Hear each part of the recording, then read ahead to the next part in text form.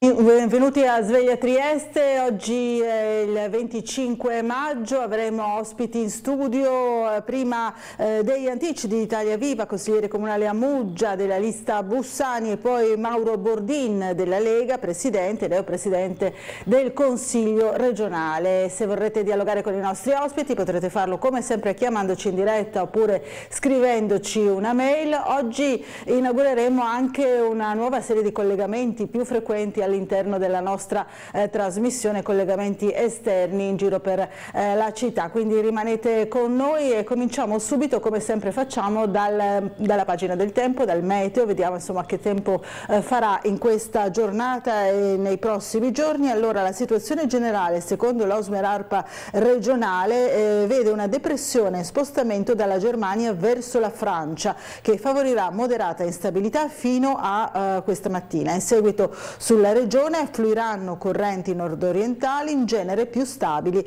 a parte venerdì pomeriggio che a tratti saranno un po' più umide e instabili. Quindi vediamo il quadro meteo di oggi, giovedì 25 maggio. Nella notte di primo mattino saranno possibili nuvolosità, piogge residue, qualche temporale, specie sulle zone occidentali e nel Tarvisiano, con bora moderata sulla costa e sulle zone orientali. In giornata cielo sereno, poco nuvoloso, sulla costa la bora sarà in attenuazione, con probabili venti a regime di brezza sulle zone occidentali. Per domani, venerdì 26, al mattino cielo poco nuvoloso su tutte le zone, forse anche sereno con bora moderata sulla costa, specie a est. Nel pomeriggio sulla zona montana da poco nuvoloso variabile, con possibili rovesci e qualche temporale che potrebbe poi interessare localmente anche la pianura. Sulla costa la bora sarà in attenuazione. Poi anche sabato tempo stabile con cielo in prevalenza sereno, probabilmente poco nuvoloso al pomeriggio sulla zona montana. Al mattino sulla costa soffierà ancora bora moderata con possibili raffiche anche sostenute, venti a regime di brezza poi in giornata. Queste le previsioni fino a sabato, quindi ci avviciniamo naturalmente al fine settimana. Andiamo a vedere le prime pagine dei quotidiani in edicola oggi. Come sapete, da ieri abbiamo una rassegna stampa più approfondita e quindi andiamo a vedere le prime pagine e poi approfondiremo naturalmente gli articoli nelle pagine interne. Allora, questa è la prima pagina del Piccolo che apre con la questione Wärtsilä. Così è saltata la trattativa tra Wärtsilä e gli austriaci. I finlandesi avrebbero alzato le pretese economiche, voci di rottura con l'advisor. Andremo a leggere l'articolo di Diego D'Amelio. Poi ancora Mediobanca, per quanto riguarda la finanza, fuori da Generali solo per una grande acquisizione. Ancora energia, Cegas accelera sull'impianto a idrogeno in zona industriale. Poi vediamo qui un'immagine dei dialoghi triestini tra Nobel. Per la cronaca, ho preso la legionella e sono finito intubato, voglio sapere la verità. E ancora patteggia 4 anni la donna che accoltellò nel sonno il marito. Teo, il mito dei sub, la mia discesa a meno 701 metri. Poi ancora per gli spettacoli teatrali, concerti e letture nelle case di riposo. Ne abbiamo parlato anche noi nella giornata di ieri. Le culture, l'enoturismo vola tra Rossi e Bollicine, poi i diritti delle donne accendono e storia, che troviamo anche sulla prima pagina naturalmente del Piccolo nell'edizione di Gorizia. Eccola qui. Allora vediamo appunto storia, punta e riflettori sui diritti delle donne. Poi ancora decesso in fabbrica, ne abbiamo parlato lunedì, aperta un'inchiesta per omicidio colposo, avviate le indagini sulla morte del 30enne Nanut, ipotesi di reato a carico di persone note. Poi ancora Galleria Bombi, siamo a Gorizia, solo auto e bici, una novità appunto che riguarda il collegamento, la galleria di Gorizia. Poi ancora l'emergenza in Emilia Romagna, Romagna, fondi in arrivo per gli alluvionati, scontro politico sul commissario e la politica economica dell'Unione Europea, la bocciatura dell'Europa su flat tax, balneari e autonomia. Andremo a vedere anche questo. Andiamo a vedere gli altri quotidiani in edicola oggi per quanto riguarda le prime pagine che sono occupate molto appunto da questo argomento di cui vi parlavo ora, l'Europa sul PNRR, fate presto, questo è il titolo principale del Corriere della Sera, che dà, come un po' tutti i quotidiani, anche l'addio a Tina Turner, leonessa del rock. Era malata da tempo, è morta a 83 anni nella sua casa in Svizzera. L'omaggio, insomma, a questa grande diva della musica campeggia un po' su tutte le prime pagine, come anche la questione degli aiuti all'Emilia Romagna sommersa dal fango. Qui vediamo due giovanissime tra gli angeli del fango in Romagna. Ancora Milano, video shock, bloccata e picchiata da 4 agenti. Il caso, una trans brasiliana colpita prima con manganellate alla testa, poi resa inoffensiva dagli agenti della polizia locale a Milano. La scena ripresa da un video amatoriale. Il sindaco Sala, un fatto grave. Poi ancora calcio, Fiorentina battuta in rimonta con una doppietta dell'argentino Lautaro, ancora re del gol, l'Inter vince la Coppa Italia.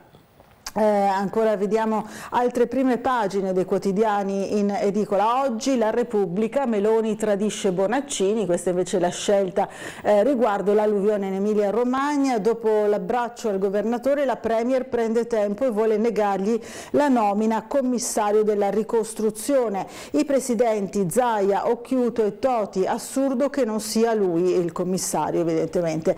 Dietro la frenata di Fratelli d'Italia c'è l'obiettivo di prendere la regione. PNRR, fisco e debito, l'Europa boccia il governo su tutti i fronti. Ancora vediamo Tina Turner, Simply the Best, è scomparsa 83 anni in Svizzera. Fra i suoi successi appunto Simply the Best, semplicemente la migliore in questo caso, possiamo dire. Gli ex capi dell'intelligence, la Russia minaccia l'ordine globale, il forum, confronto tra USA, Gran Bretagna, Arabia Saudita e Israele, sempre sulla prima pagina di Repubblica. Passiamo alla Stampa che approfondisce invece la questione Colosimo, la mia verità sugli ex NAR, intervista alla neopresidente dell'antimafia, quelle foto, Ciavardini non è un amico, la foto incriminata è proprio questa. Poi ancora Romagna da ricostruire, non bastano 2 miliardi, parla Bonaccini, il commissario in genere è un presidente di regione, il ministro Musumeci, aiuti fino a 900 euro a famiglia e torna la paura del maltempo. Ancora anche qui la regina del rock, una stella che non cadrà mai, addio alla leggenda. Ancora andiamo a vedere su Libero le brigate verdi, da eco-imbecilli a ecoterroristi.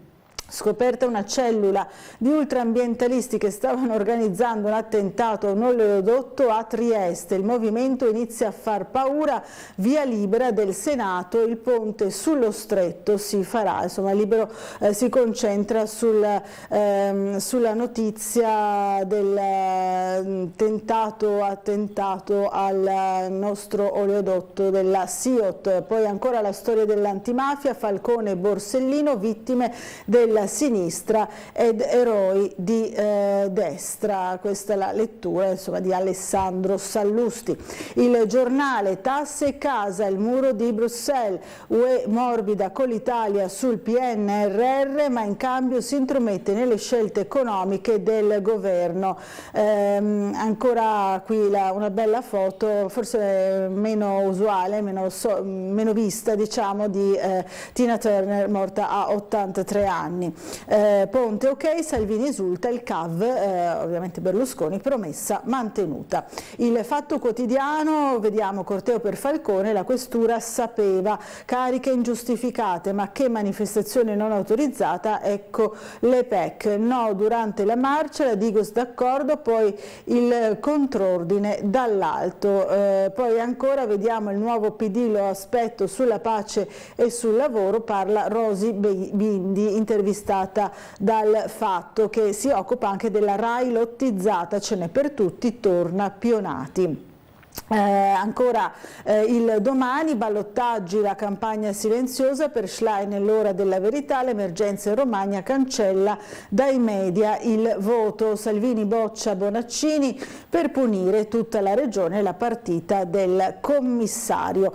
Queste alcune appunto delle prime pagine, andiamo a leggere gli articoli all'interno, torniamo sul piccolo e vediamo un po' le notizie di casa nostra. Andiamo a vedere nelle pagine interne la pagina della cronaca cittadina di Trieste. Allora eccola qui, il dialogo fra i Nobel nella città della scienza, dall'intelligenza artificiale al clima, al miele, protagonisti Parisi e in video Gross, il fisico italiano premiato nel 2021, ogni scoperta offre risposte alle tue domande, ne innesca di nuove, l'esperto americano collegato dagli States, se un quesito è ben posto prima o poi qualcuno troverà come risolverlo. Ancora quell'incontro del 72 all'ICTP fra Heisenberg, Dirac e Crick, i precedenti passaggi a Trieste degli studiosi vincitori del premio Nobel. Poi si parla di Cabinovia, il governo rassicura e il PD attacca sulla comunella. L'assessore deputata Matteoni dice dai ministri Fitto e Ciriani garanzie sull'opera non è oggetto di revisione. Barbo e Ukmar, cambi d'uso dei terreni impossibili. Allora, noi abbiamo sentito direttamente il sindaco di Piazza proprio su questo allarme che era circolato dopo un articolo del Sole 24 Ore sulla appunto possibilità che venisse in qualche modo l'opera, la Cabinovia, depennata. Allora, vediamo subito il nostro servizio, poi ci occuperemo anche della presa di posizione invece delle opposizioni, in particolare del Partito Democratico. Vediamo.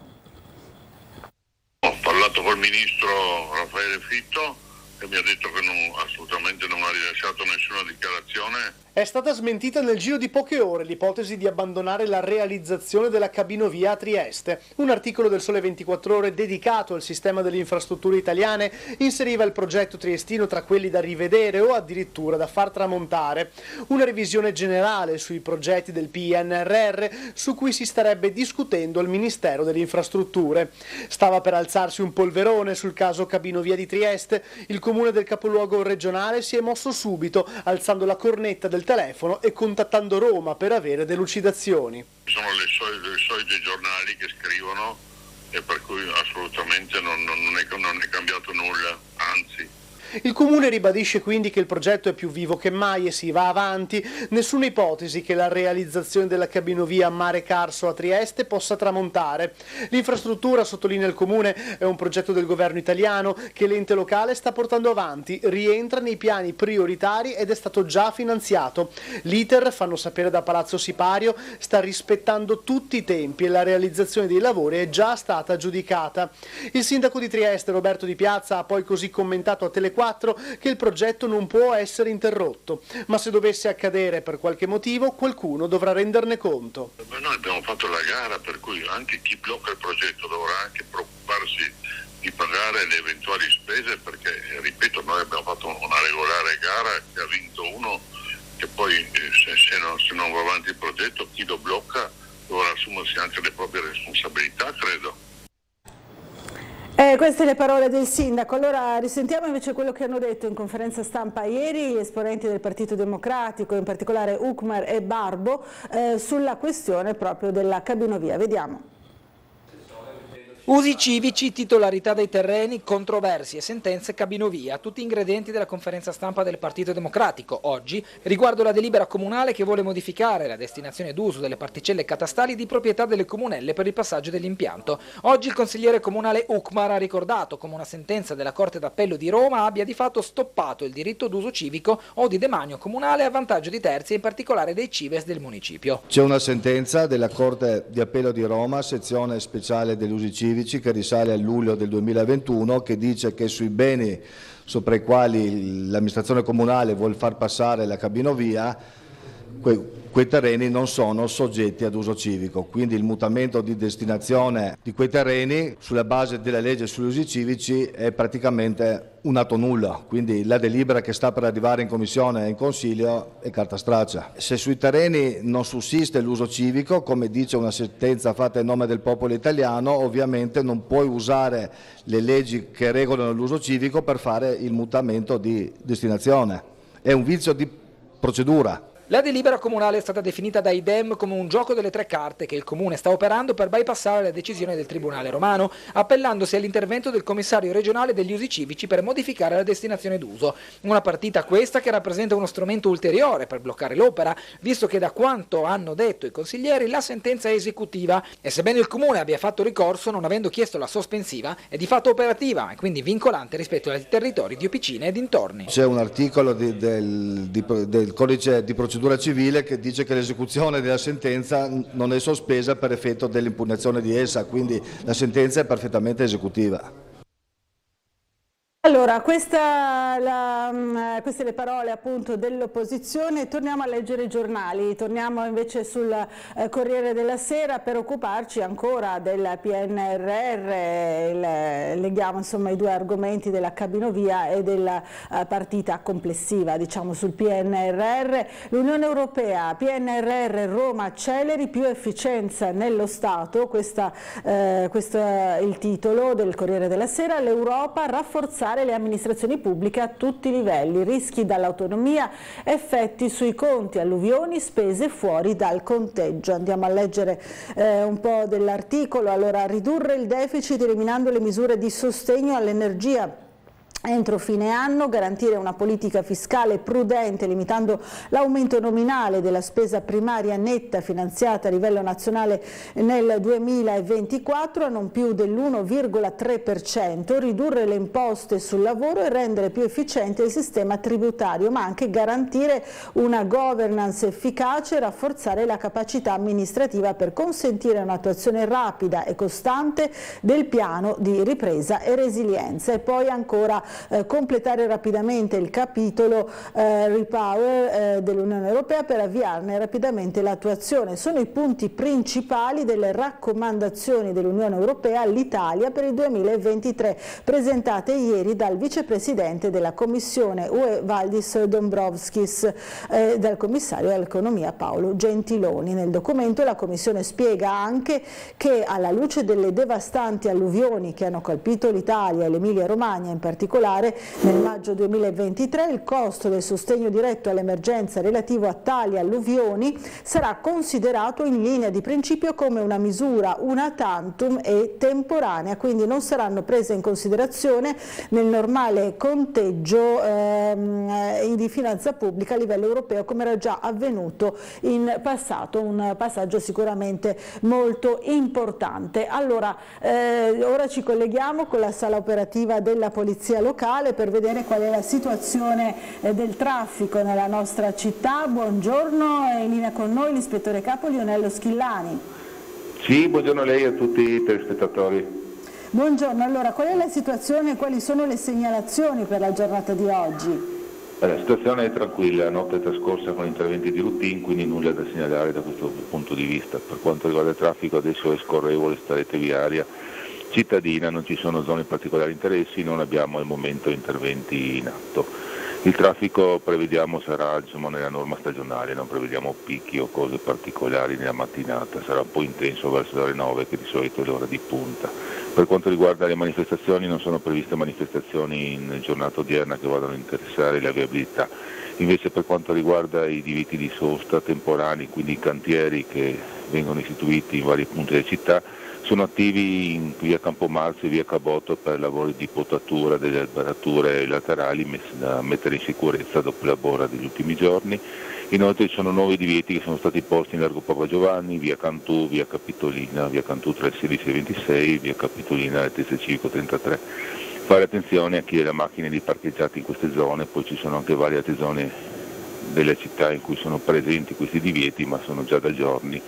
Quindi fare attenzione per evitare l'annoso problema delle rimozioni, per consentire questi lavori.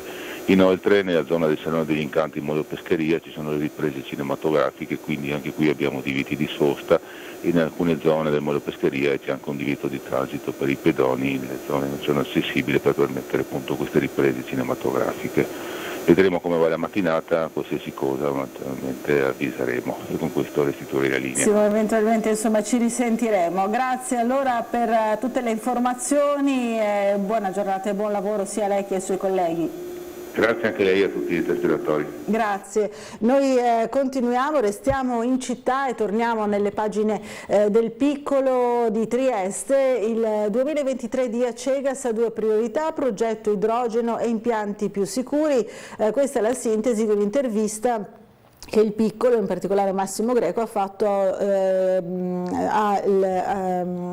Gasparetto, AD, amministratore delegato della Multi-Utility, in carica da 10 anni, sottolineata l'importanza delle alleanze territoriali. Ecco qui Roberto Gasparetto che parla. Quanto sta purtroppo accadendo in Romagna è fonte giornaliera di preoccupazione per Roberto Gasparetto, da 10 anni amministratore delegato di Acegas APS più AMGA, la controllata nord-orientale del gruppo ERA. Seduto alla sua scrivania a Palazzo Modello, il manager Rodigino, che nel suo polesine e drammatica dimestichezza con l'incognita acqua attende di collegarsi per un comitato di crisi incentrato sul disastro. Preoccupazione perché Acegas è direttamente impegnata nella gestione di alcuni impianti nell'area alluvionate, perché la straordinarietà dell'evento meteoclimatico può avere inauspicate repliche. Siamo comunque attrezzati, dice Gasparetto, per gestire emergenze che dovessero verificarsi a Trieste. La premessa al più ampio ragionamento che si accinge a impostare riguardo il programma pluriennale della Multi-Utility sul territorio. Quindi il 2023, disegnato da Gasparetto, sarà improntato a 3 direttrici prioritarie: la resilienza degli impianti a fronte delle aggressioni naturali, lo spunto innovativo dell'Hydrogen Hub di Trieste, l'intensificazione politico delle alleanze territoriali. Questo insomma è il programma dell'amministratore delegato per quanto riguarda Acegas APS.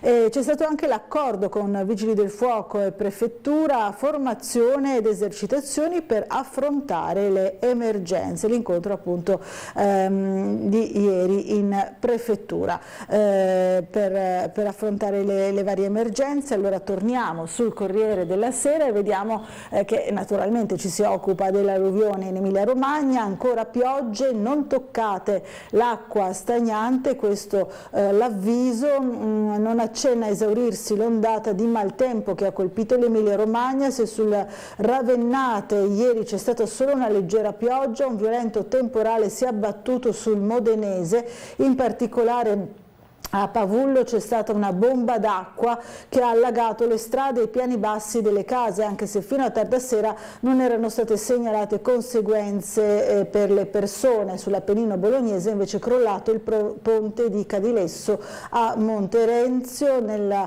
frazione di Villa Sassonero. I vigili del fuoco, si legge sul sito di quel comune, sono già sul posto e stanno procedendo all'evacuazione di alcune persone. Insomma, continua anche la macchina dei soccorsi. Sappiamo che anche la nostra protezione civile, anche il Corpo dei Vigili del Fuoco sono impegnati nelle operazioni di soccorso alle popolazioni alluvionate. Allora vediamo se riusciamo a farvi vedere anche alcune immagini girate ieri dai nostri Vigili del Fuoco. Allora ancora qualche istante di pazienza e possiamo vedere le immagini girate nella zona di Forlì, in particolare quella più colpita. Allora vediamo se riusciamo ad ingrandirla. Eccola qui, questa è un'immagine della devastazione del fango raccolta proprio dalla nostra protezione civile del Friuli Venezia Giulia, che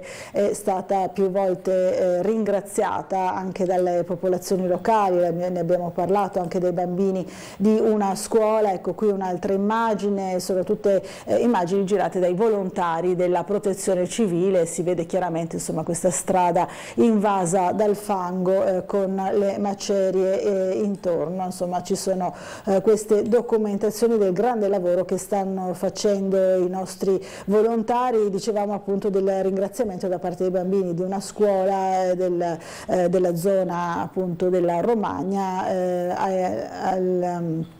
alla nostra protezione civile per l'aiuto prestato per la riapertura proprio della scuola stessa. Allora torniamo ancora sul piccolo, ma nell'edizione di Gorizia e nelle pagine della cronaca regionale del Friuli Venezia Giulia si parla di una novità importante: ricette online disponibili in farmacia con il fascicolo elettronico accessibile. Dal completamento dell'operazione ricetta elettronica alla telemedicina, le farmacie diventano sempre più presidio di prossimità per la salute dei cittadini. Ce ne sono 400 in regione e l'obiettivo comune di regione e categorie è di allargare l'offerta dei servizi a favore della popolazione, a partire appunto da un'erogazione dei farmaci semplificata con garanzie di assoluta sicurezza fino agli esami diagnostici dei farmacista, una soluzione che consentirebbe tra l'altro di alleggerire le liste d'attesa della sanità pubblica. Questa è la novità illustrata ieri dall'assessore regionale con delega alla salute Riccardo Riccardi. Allo studio anche la possibilità appunto di effettuare esami diagnostici come Holter e spirometrie. Queste sono alcune delle novità di cui ci siamo occupati anche noi ieri con un servizio per vedere quale sarà il ruolo insomma delle farmacie, la maggiore collaborazione, proprio un confronto tra Regione e Federfarma sul completamento della dematerializzazione delle prescrizioni e sulla telemedicina. Non so se è possibile rivedere il nostro servizio, ma vediamo anche che si dà conto sempre nelle pagine della regione del piccolo di una classifica, la si fa annualmente sul gradimento dei governatori, dei presidenti delle regioni, e il nostro presidente del Friuli Venezia Giulia è risultato ancora saldamente al secondo posto nella classifica nazionale dei governatori più amati, sondaggio realizzato da SVG. Per la maggioranza questo risultato è anche conferma del buon operato del centrodestra. Qui vediamo appunto questa classifica particolare, ma torniamo credo all'articolo di cui vi parlavo prima, al confronto tra la regione e le farmacie. Allora rivediamo insieme il servizio di Umberto Bosazzi.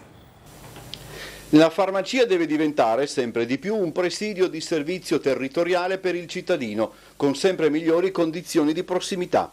Queste le premesse espresse dall'assessore regionale alla salute Riccardo Riccardi alla base di un incontro tenutosi questo pomeriggio a Palmanova con le associazioni che rappresentano la categoria a livello regionale. Il primo passo all'interno di tale strategia, l'assessore lo ha rilevato, è il completamento della dematerializzazione delle ricette, grazie al superamento di alcuni vincoli derivati dalla norma sulla privacy. In soldoni, il farmacista potrà accedere esclusivamente ad una parte del fascicolo, quella cioè riservata alle ricette e non ad altre. In tal senso vale la pena di sottolineare come l'86% della popolazione del Friuli Venezia Giulia abbia aderito all'utilizzo di tale strumento, un dato raddoppiato rispetto al periodo pre-pandemico. In Friuli Venezia Giulia sono 400 le farmacie attive. Quello odierno, ha sottolineato Riccardi, è il primo di una serie di incontri che la Regione ha in animo di proporre. Allora, torniamo a leggere il piccolo e vediamo che domani ci sarà a Trieste per Mare Nord-Est appunto Mavrostomos, che verrà premiato dall'Accademia Internazionale di Scienze Tecniche Subacquee. A Mare Nord-Est l'avventura di Teo, l'uomo sceso a meno 701 metri di profondità. Quindi questa è l'iniziativa all'interno della manifestazione di Mare Nord-Est. Allora andiamo anche a vedere il commento, la famosa corsa per spendere i soldi del PNRR che c'è su tutte e due le edizioni del piccolo, ma qui siamo sull'edizione di Gorizia, come vi dicevo, e allora vediamo il titolo: la corsa agli asili nido, arrivano 153 domande, 67 bimbi restano a casa. Questa è l'apertura per quanto riguarda proprio il piccolo di Gorizia, richieste anche da fuori città, le tariffe congelate, le risorse della regione. L'assessore Romano: potenzieremo l'offerta, si tratta di servizi di qualità, insomma qualcosa che interessa sicuramente anche molti triestini, la questione degli asili e delle materne. Niente più auto lungo la Galleria Bombi, pista ciclabile in mezzo a pedoni, ai pedoni, scusate, ai lati. Questa è la novità per quanto riguarda proprio la Galleria Bombi di Gorizia, di cui abbiamo parlato tante volte anche noi per altre questioni. Lo ricorderete, era diventata per un periodo una sorta di ricovero per migranti.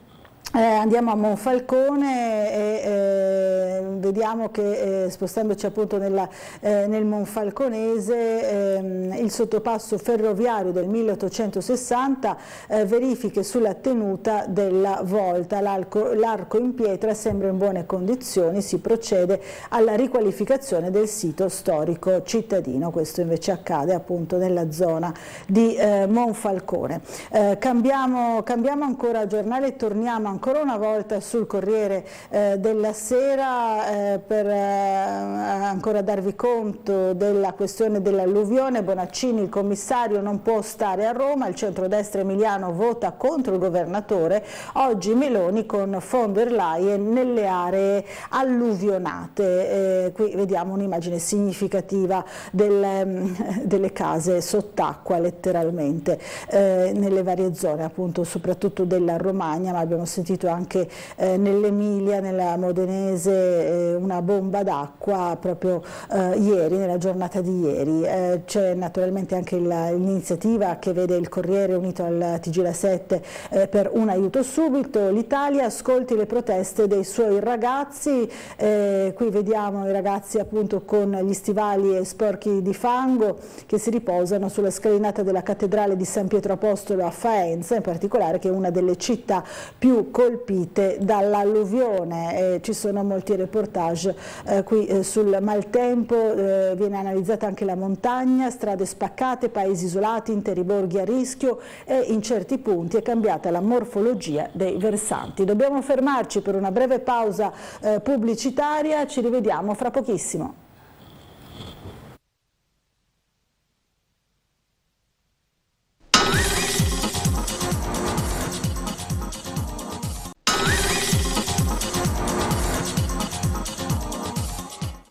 Bentornati in diretta, proseguiamo con la nostra rassegna stampa, ma prima vi ricordo che fra poco avremo ospite in studio Degli Antici di Italia Viva, consigliere comunale a Muggia della lista Bussani, poi più tardi anche Mauro Bordin della Lega, presidente del Consiglio regionale da poco eletto, quindi se vorrete dialogare con loro potrete chiamarci in diretta oppure scriverci una mail come già state facendo. Fra poco leggerò anche alcune delle vostre mail, ma torniamo alla cronaca per vedere sul piccolo di Trieste il caso di, lo ricorderete, della donna che ha accoltellato il marito nel sonno. Voleva uccidere il marito, 4 anni alla moglie. Susanna Stamenkovic aveva accoltellato il coniuge mentre dormiva. Per il giudice fu tentato omicidio. Lei replica: mi maltrattava, violenza domestica a Ponziana. Ricorderete il caso. Ha patteggiato 4 anni di reclusione, pena sostituita nella detenzione domiciliare. Susanna Stamenkovic, la 55enne di origine serba ma cittadina italiana, che la sera del 9 dicembre 2022 aveva accoltellato alla gola il marito Dragan in un appartamento Ater di via Battera nel rione di Ponziana, concesse le attenuanti generiche. La donna aveva sostenuto di aver agito in preda a una sorta di raptus innescato dall'esasperazione per i maltrattamenti che per anni avrebbe subito in casa dal marito, maltrattamenti sia fisici che psicologici, una versione che non aveva potuto supportare con dei riscontri documentali perché aveva ammesso di aver sempre preferito evitare di sporgere denuncia. Questa la a conclusione insomma del processo. Ancora morto scappando dai rapinatori, doppia sentenza, ricorderete anche questo caso, oltre 10 anni di carcere, il totale delle pene inflitte a 2 degli indagati coinvolti nel caso del 19enne richiedente asilo pakistano Ibrahim Afridi, trovato morto la mattina del 4 gennaio 2022 all'interno del parcheggio adiacente al centro commerciale Il Giulia. Il giovane era stato rapinato nella notte tra il 28 e il 29 dicembre nell'area boschiva vicino al centro commerciale. Gli era stato sottratto dell'hashish, 2 panetti da un etto di cui era in possesso. Dopo il 19enne si era dato alla fuga, ma saltando su un muretto dal piano più alto del park del centro commerciale era caduto nell'intercapedine, precipitando al suolo e morendo. Quindi circa 10 anni di carcere, più di 10 anni di carcere complessivamente a 2 degli indagati nel caso. Vediamo ancora sempre sul piccolo un'iniziativa che riparte, il progetto di socializzazione anziani della Fondazione CR Trieste. In programma ci sono anche letture di gruppo del piccolo, teatro, musica classica, canzoni popolari. L'arte fa visita agli ospiti delle case di riposo e il nostro Umberto Bosazzi ha realizzato un servizio che illustra proprio tutte le proposte di questo progetto importante di socializzazione. Vediamo. 6 spettacoli teatrali che andranno in scena 100 volte in 20 residenze cittadine, 30 appuntamenti musicali dal jazz alla classica al folk, 400 abbonamenti al piccolo. Questi numeri del progetto di socializzazione anziani della Fondazione CR Trieste, che torna per il 15° anno, presentato oggi nella sede di via Cassa di Risparmio. Sicuramente uno spettacolo teatrale può riportare la memoria e può consentire di godere della bellezza che chiunque desidera, così come la musica, l'incontro con dei giovani che fanno musica è una grandissima occasione di vita. Alla base del progetto evitare quell'isolamento sociale cui le persone anziane vanno incontro anche in contesti di vita collettiva. I settori attraverso i quali si articola il progetto, con attività di intrattenimento ed animazione, favoriscono invece la socializzazione. Al progetto Socializzazione Anziani, che vedrà anche l'impegno di Tele4, partecipano il Conservatorio Tartini, la Glasben Amatizza e l'Armonia. Faremo 15 concerti, tutti diversi, con studenti diversi, con formazioni diverse. Un compito formativo per i nostri studenti è assolutamente, al di là della divulgazione nel territorio, anche un'attività nel sociale, per cui non può che farci gioire di questa partecipazione. A volte ci capita di incontrare delle persone anziane che a loro volta erano musicisti, a loro volta erano dei fruitori delle sale da concerto, dei teatri, e quindi ci chiedono qualche volta di essere loro dei protagonisti e di suonare loro qualcosa. Questi incontri, questi interventi spettacolo sono un momento veramente gioioso, perché vuol dire rientro alla normalità anche per gli ospiti, per i nostri amici anziani che seguivano magari il Teatro dell'Armonia prima e ora andiamo noi a fare visita a loro. Il progetto ha già preso il via e si concluderà nel febbraio del prossimo anno. Forse la Fondazione avrebbe potuto scegliere tantissimi modi per aiutare le residenze per anziani e gli anziani che in essa vivono. Ha scelto ormai per la 15ª volta la dimensione più importante, che è il fatto di dire tu sei una persona e vali. Allora, questa è l'iniziativa importante per gli anziani della nostra città. Torniamo a leggere i giornali e torniamo sul piccolo per vedere le foto di Fausto Biloslavo in mostra a New York, così l'umanità rivela il suo lato oscuro. Il triestino è il primo giornalista di guerra italiano a cui viene dedicata un'iniziativa espositiva della Grande Mela, omaggio a 40 anni di carriera. Qui vediamo alcune delle bellissime bellissime foto drammatiche naturalmente del giornalista reporter di guerra. Dall'82 a oggi il mondo non è migliorato e le vere vittime restano i civili, dice Fausto Biloslavo. Ma torniamo ancora a leggere i quotidiani nazionali, andiamo sul Corriere della Sera, si parla ancora di guerra, quindi questo è il link, denti di drago, filo spinato, le fortezze dei russi sui 1000 chilometri del fronte, i satelliti rivelano un sistema di difesa stratificato per contenere l'offensiva, i 4 scenari dell'attacco ucraino, mancano armi per colpire in profondità. Vediamo qui appunto l'articolo, se a novembre gli F-16 fossero stati nostri, quest'ora probabilmente i russi avrebbero già perso. Artyom, 38 anni, non è un esperto militare ma vive alla periferia di Kherson e non se n'è mai andato nemmeno quando i soldati di Mosca sono arrivati, si sono installati a 500 metri da casa sua. I cecchini giocavano a prendere di mira mia moglie quando usciva in giardino, racconta.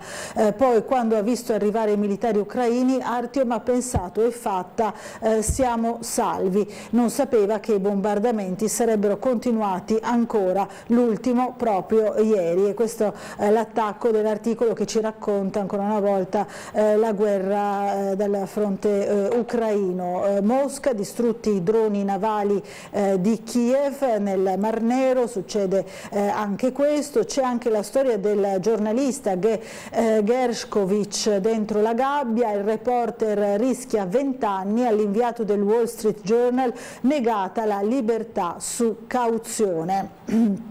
E vediamo ancora l'Iraq invece ha la chance di scegliersi il futuro, la nostra missione per evitare il caos, Iannucci comandante NATO, momento chiave. Ci spostiamo su un altro fronte piuttosto agitato, mentre verso il 2024 Musk presenta DeSantis, la strana coppia della nuova destra USA, corro per guidare il grande ritorno dell'America, e si parla qui naturalmente delle elezioni, delle prossime elezioni negli Stati Uniti.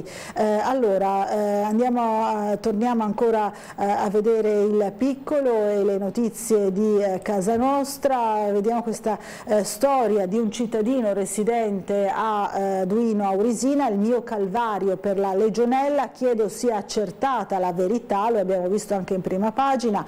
Il 4 aprile 2022 Savino Simone, di 79 anni, ha presentato una denuncia dopo aver contratto l'infezione. Voglio sapere cosa è successo e perché mi sono ammalato, voglio sapere come mai sono finito intubato in terapia intensiva e sono rimasto ricoverato per quasi 2 mesi all'ospedale, voglio sapere come ho potuto contrarre la legionella pneumofila. Scusatemi. Salvino Simone risiede a Duino Aurisina, 79 anni, è un pensionato e prima di essere colpito dall'infezione coltivava intensamente la passione della musica, e una delle 4 persone che a cavallo del 21 e 22 si sono ammalate di legionella, l'infezione causata da un batterio che cresce e si moltiplica in aree umide prediligendo habitat associati alla presenza d'acqua. Gli era stata diagnosticata al San Polo di Monfalcone, dove era raggiunto con un'ossigenazione al 74%. Qui viene intervistato questo paziente appunto che racconta la sua esperienza. Noi ieri ci siamo occupati invece di una campagna importante che è quella di ABC Burlo, l'associazione che si occupa dei bambini che hanno bisogno di interventi chirurgici fin dalla primissima età, una campagna che parla anche di lasciti, di solidarietà. Allora rivediamo insieme il nostro servizio.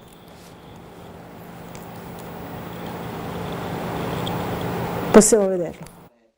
Parte dal concetto di cicatrice e cura come simbolo per la costruzione di un futuro migliore, la nuova campagna di ABC Burlo, Associazione per i Bambini Chirurgici, che anche quest'anno vuole dare il suo contributo alla sensibilizzazione sul tema del lascito solidale. Stiamo diffondendo la possibilità di fare un lascito testamentario solidale ad ABC. Questo permetterà sia in una dimensione più piccola che in una dimensione più grande di poter dare ancora di più una progettualità a medio e lungo termine rispetto a quello che già ABC sta facendo. Con il patrocinio del Consiglio Nazionale del Notariato è stata realizzata una guida al lascito solidale, atto testamentario col quale si decide a chi destinare i propri beni o parte di essi in eredità a favore di un'associazione o un ente non profit. Esiste ormai da 18 anni e sappiamo di essere diventati dei punti di riferimento proprio per i bambini che nascono con malformazioni e poi hanno la necessità di cure chirurgiche.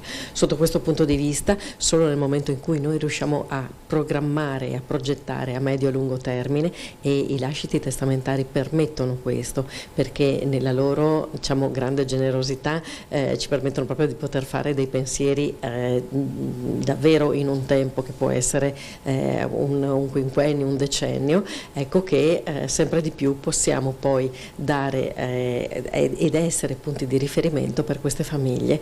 La campagna è stata illustrata all'interno degli spazi di Via Tiepolo, una delle 5 case ABC, alla presenza della direttrice Giusy Batain, della presidente Chiara Toniutti, del notaio Alberto Ascione e con una videotestimonianza dell'artista Gioia Di Biagio.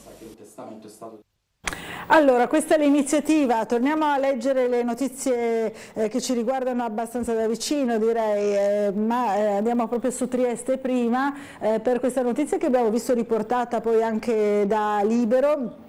Tentarono di sabotare l'oleodotto della SIOT, nei guai 2 ambientalisti, il blitz contro Ultima Generazione. La polizia tedesca ha messo in campo circa 170 agenti, coordinati dalla Procura di Monaco di Baviera, 7 le persone accusate a vario titolo. I fatti risalgono all'aprile del 2022. La SIOT TAL preferisce non commentare, l'indagine è ancora in corso. Nell'aprile 22 2 membri di Ultima Generazione hanno tentato di sabotare l'oleodotto che collega Ingolstadt a Trieste. La polizia e la procura di Monaco hanno accusato 7 attivisti tra i 22 e i 38 anni che, secondo quanto ricostruito dagli investigatori, sarebbero responsabili a vario titolo di aver organizzato una campagna di raccolta fondi per finanziare azioni criminali. Tra queste anche il tentativo di sabotaggio appunto da parte di 2 giovani della linea gestita dalla SIOT TAL, società petrolifera tedesca, che proprio ieri 23 maggio aveva annunciato la firma dell'accordo con Mero CR per mettere la parola fine alla dipendenza ceca dal greggio russo. Questa è la notizia che troviamo su Trieste prima. Torniamo invece sul Corriere della Sera per Data Room di Milena Gabanelli. Le pagelle agli ospedali, i migliori e i peggiori. Per la prima volta la Genas valuta 53 strutture pubbliche, 9 hanno un livello alto, 32 medio e 12 basso. Le capacità dei manager impattano sulla qualità delle cure. Non viene analizzata la sanità del Friuli Venezia Giulia, almeno così vediamo nella cartina che viene analizzata qui da Milena Gabanelli con Simona Ravizza in questo lungo approfondimento.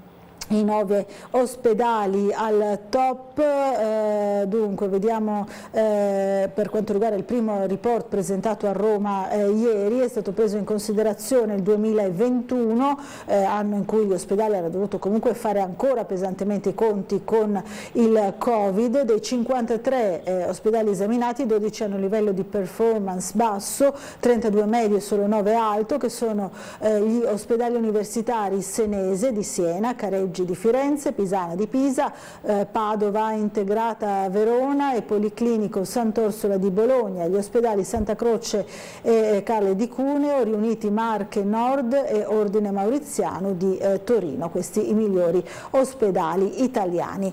Sempre sul Corriere della Sera andiamo a vedere ancora le notizie di cronaca. Il titolare li caccia, sparano contro il bar, bambina di 10 anni in rianimazione. Napoli, la piccola mangiava il gelato con i genitori e il fratellino, fermato un 19enne, si consegna un minore. Questo è successo appunto a Napoli, ma ci spostiamo invece a Milano, bloccata e picchiata dai vigili, il video è virale, il PM indagano, Milano manganellate a una transessuale, Sala, il sindaco Sala dice fatto grave, il filmato degli studenti della Bocconi, qui vediamo alcuni frame della sequenza appunto del pestaggio, la donna bloccata imboscata poco prima aveva colpito 2 agenti tentando poi di fuggire. Quindi l'agente che colpisce con il manganello è sempre lo stesso, prima da dietro quando il collega ha già atterrato la donna transessuale con uno sgambetto, una manganellata a una spalla, una alla testa, un altro agente fa segno di smetterla, poi quando la donna è a terra il vigile si avvicina e spruzza spray al peperoncino, ma è qui il primo agente torna alla carica. Insomma, questa è la cronaca di quello che è il video che è diventato virale. Andiamo a vedere ancora sul piccolo, torniamo per una iniziativa presentata ieri che riguarda invece Opicina, vetrine, terrazze, giardini. A Opicina la sfida dell'Infiorata. Opicina si appresta a vivere l'edizione 2023 dell'Infiorata, tradizionale competizione giunta al 15° anno che vedrà in lizza residenti, titolari di negozi e pubblici esercizi impegnati nell'allestire con creazioni floreali, vetrine, terrazze, giardini, ingressi di condominio, promosse dal consorzio Insieme a Opicina in collaborazione con l'Associazione per la difesa di Opicina e il gruppo culturale Marino Simic d'intesa con il Comune. Allora abbiamo seguito anche noi la conferenza di presentazione, rivediamo insieme. Presentata oggi la 14ª edizione dell'Infiorata di Opicina, la manifestazione concorso che punta ad abbellire il Borgo Carsico, colorarlo e promuovere il ritorno agli usi e costumi locali. Tra le categorie a concorso pubblici esercizi, balconi e facciate, cancelli e ingressi di case e condomini e giardini a vista. L'evento è promosso dal consorzio Insieme a Opicina in collaborazione con l'Associazione per la difesa di Opicina, l'Associazione culturale Marino Simic e coorganizzata dal Comune di Trieste. Come sempre Opicina riesce a trasformare i momenti tradizionali in occasioni di aggregazione sociale, valorizzandone anche il significato sociale. Grazie quindi al Consorzio Invia Insieme per Opicina e ai commercianti che riescono a condensare l'entusiasmo e le iniziative anche delle varie associazioni che appunto arricchiscono questi momenti. La manifestazione prenderà il via ufficialmente il 1° giugno con l'apertura delle iscrizioni. Sarà una giuria di esperti a esaminare successivamente le composizioni in gara, dedicando una particolare attenzione all'aspetto estetico in correlazione con l'ambiente circostante. Le iscrizioni sono gratuite, la premiazione avrà luogo il 9 luglio nella sede della banca ZKB nell'ambito della Kermesse Scopri Opicina una sera d'estate 2023. Tutti i negozi che esporranno qualcosa, poi ci sono i portoni, poi ci sono i giardini a vista, insomma inizia al 1° di giugno e andrà fino al 2 di luglio, poi c'è la commissione che sarà guidata da Marco Simic che valuterà i vari progetti.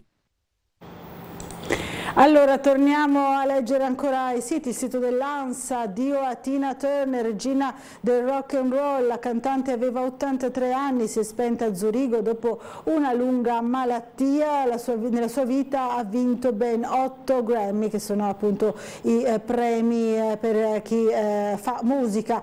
Tina Turner è morta all'età di 83 anni, lo ha annunciato il suo portavoce secondo quanto riporta Sky News, la regina del rock and roll è morta serenamente oggi, ieri. Naturalmente questo è il messaggio appunto a cui facevamo riferimento, all'età di 83 anni dopo una lunga malattia nella sua casa di Küsnacht vicino a Zurigo in Svizzera. Con lei il mondo perde una leggenda della musica e un modello. È difficile trovare una storia come quella di Tina Turner, una vita talmente piena di eventi, drammi, tragedie, violenza, ascesa, caduta, rinascita da sembrare scritta da uno sceneggiatore. E invece Anne May Bullock, da Nutbush, Tennessee, infine cittadina svizzera, nata il 26 novembre del 1939, lascia il mondo dopo che un biopic, 2 musical, un paio di scioccanti autobiografie e tante canzoni indimenticabili l'hanno da tempo consegnata alla leggenda. Tina è stata una delle più straordinarie performer mai apparse sui palcoscenici. Mick Jagger, tanto per fare un nome, che è stato un suo amico fraterno, ha sempre ammesso di averle rubato il modo di stare in scena ai tempi in cui i Rolling Stones erano così giovani da aprire i concerti di Ike e Tina Turner. Le loro performance insieme, a cominciare da quella a Live Aid, sono pagine di storia, un'icona di bellezza senza tempo, un fascino irresistibile, probabilmente le gambe gambe più belle della storia della musica e non solo, una voce inconfondibile, graffiante, immensa nella storia della black music, ma perfetta per il pop da classifica, la capacità di resistere a un'esistenza che racchiude almeno 3 vite, una naturale empatia sono gli elementi che ne hanno fatto una delle artiste di maggiore successo di sempre. Qualche anno fa suo figlio Craig, avuto quasi adolescente da una relazione precedente a quella drammatica con Ike Turner, si è suicidato a 59 anni, ultimo colpo di una vita piena di drammi. Ike, il marito con cui aveva messo su una band che è stata determinante per la nascita del rock and roll e che l'ha resa famosa, si rivelò un uomo violento, una sorta di schiavista domestico che nonostante il clamoroso successo trasformò la vita di Tina in un incubo. Poi però la rinascita, insomma, e poi i successi che tutti noi conosciamo. Oggi naturalmente i giornali sono pieni dei ricordi di Tina Turner. Allora, ancora velocemente il tempo per andare invece su Storia, questa manifestazione importante che si svolgerà da oggi a domenica a Gorizia, la 19ª edizione della rassegna con circa 200 eventi. Tra gli ospiti ci sono Sara Simeoni, Benedetta Craveri, Alessandro Barbero, Sergio Romano. Storia punta i riflettori sul mondo delle donne, ruolo e diritti nei secoli. Primi appuntamenti dedicati al lavoro al femminile con un focus su Carolina Luzzatto, giornalista e patriota. Lucetta Scaraffia, il femminismo ripete solo se stesso, l'utero in affitto, uno sfruttamento del corpo. Poi ancora Giovanni Duis Alcarà di Muggia, omaggio al pittore nel centenario, la mostra aperta invece da domani. Ci dobbiamo fermare per una piccola pausa pubblicitaria, fra poco avremo ospite in studio dei Antic, proprio da Muggia, consigliere comunale della lista Bussani, a fra pochissimo.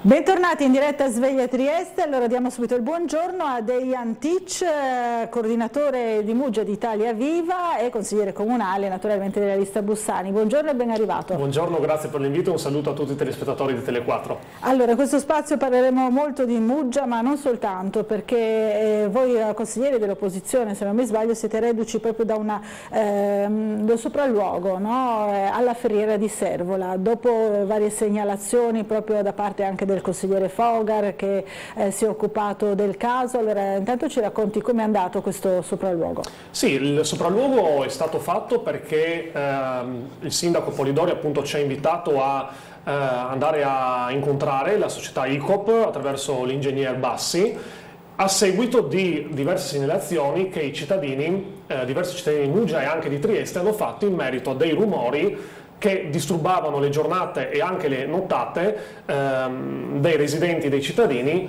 di rumori che venivano dalla zona della Ferriera.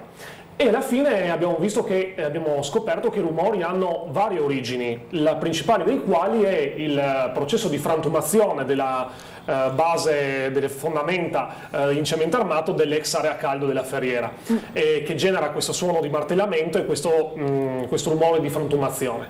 Poi però c'è anche il processo di palificazione, di messa in sicurezza dell'area, della ex Ferriera, per impedire alle acque piovane di portare materiale inquinato a mare. E infine appunto siamo andati con l'ingegner Bassi ad approfondire quali sono appunto gli interventi che adesso stanno facendo sulla questione della zona invece della Ferriera dove sorgeva lo stabilimento. Adesso c'è un grande deposito di materiale ferroso con delle navi che arrivano, giungono costantemente nella banchina, viene scaricato questo materiale ferroso proveniente probabilmente dall'est Europa, e questo materiale dopo viene caricato su dei container che poi vanno in direzione Cremona. Questo processo di carico e scarico, soprattutto lo scarico nei container, genera anch'esso rumore, ma ecco, la questione è che la proprietà ci ha detto che è al corrente e ha letto sul giornale delle lamentele e dei problemi dei cittadini e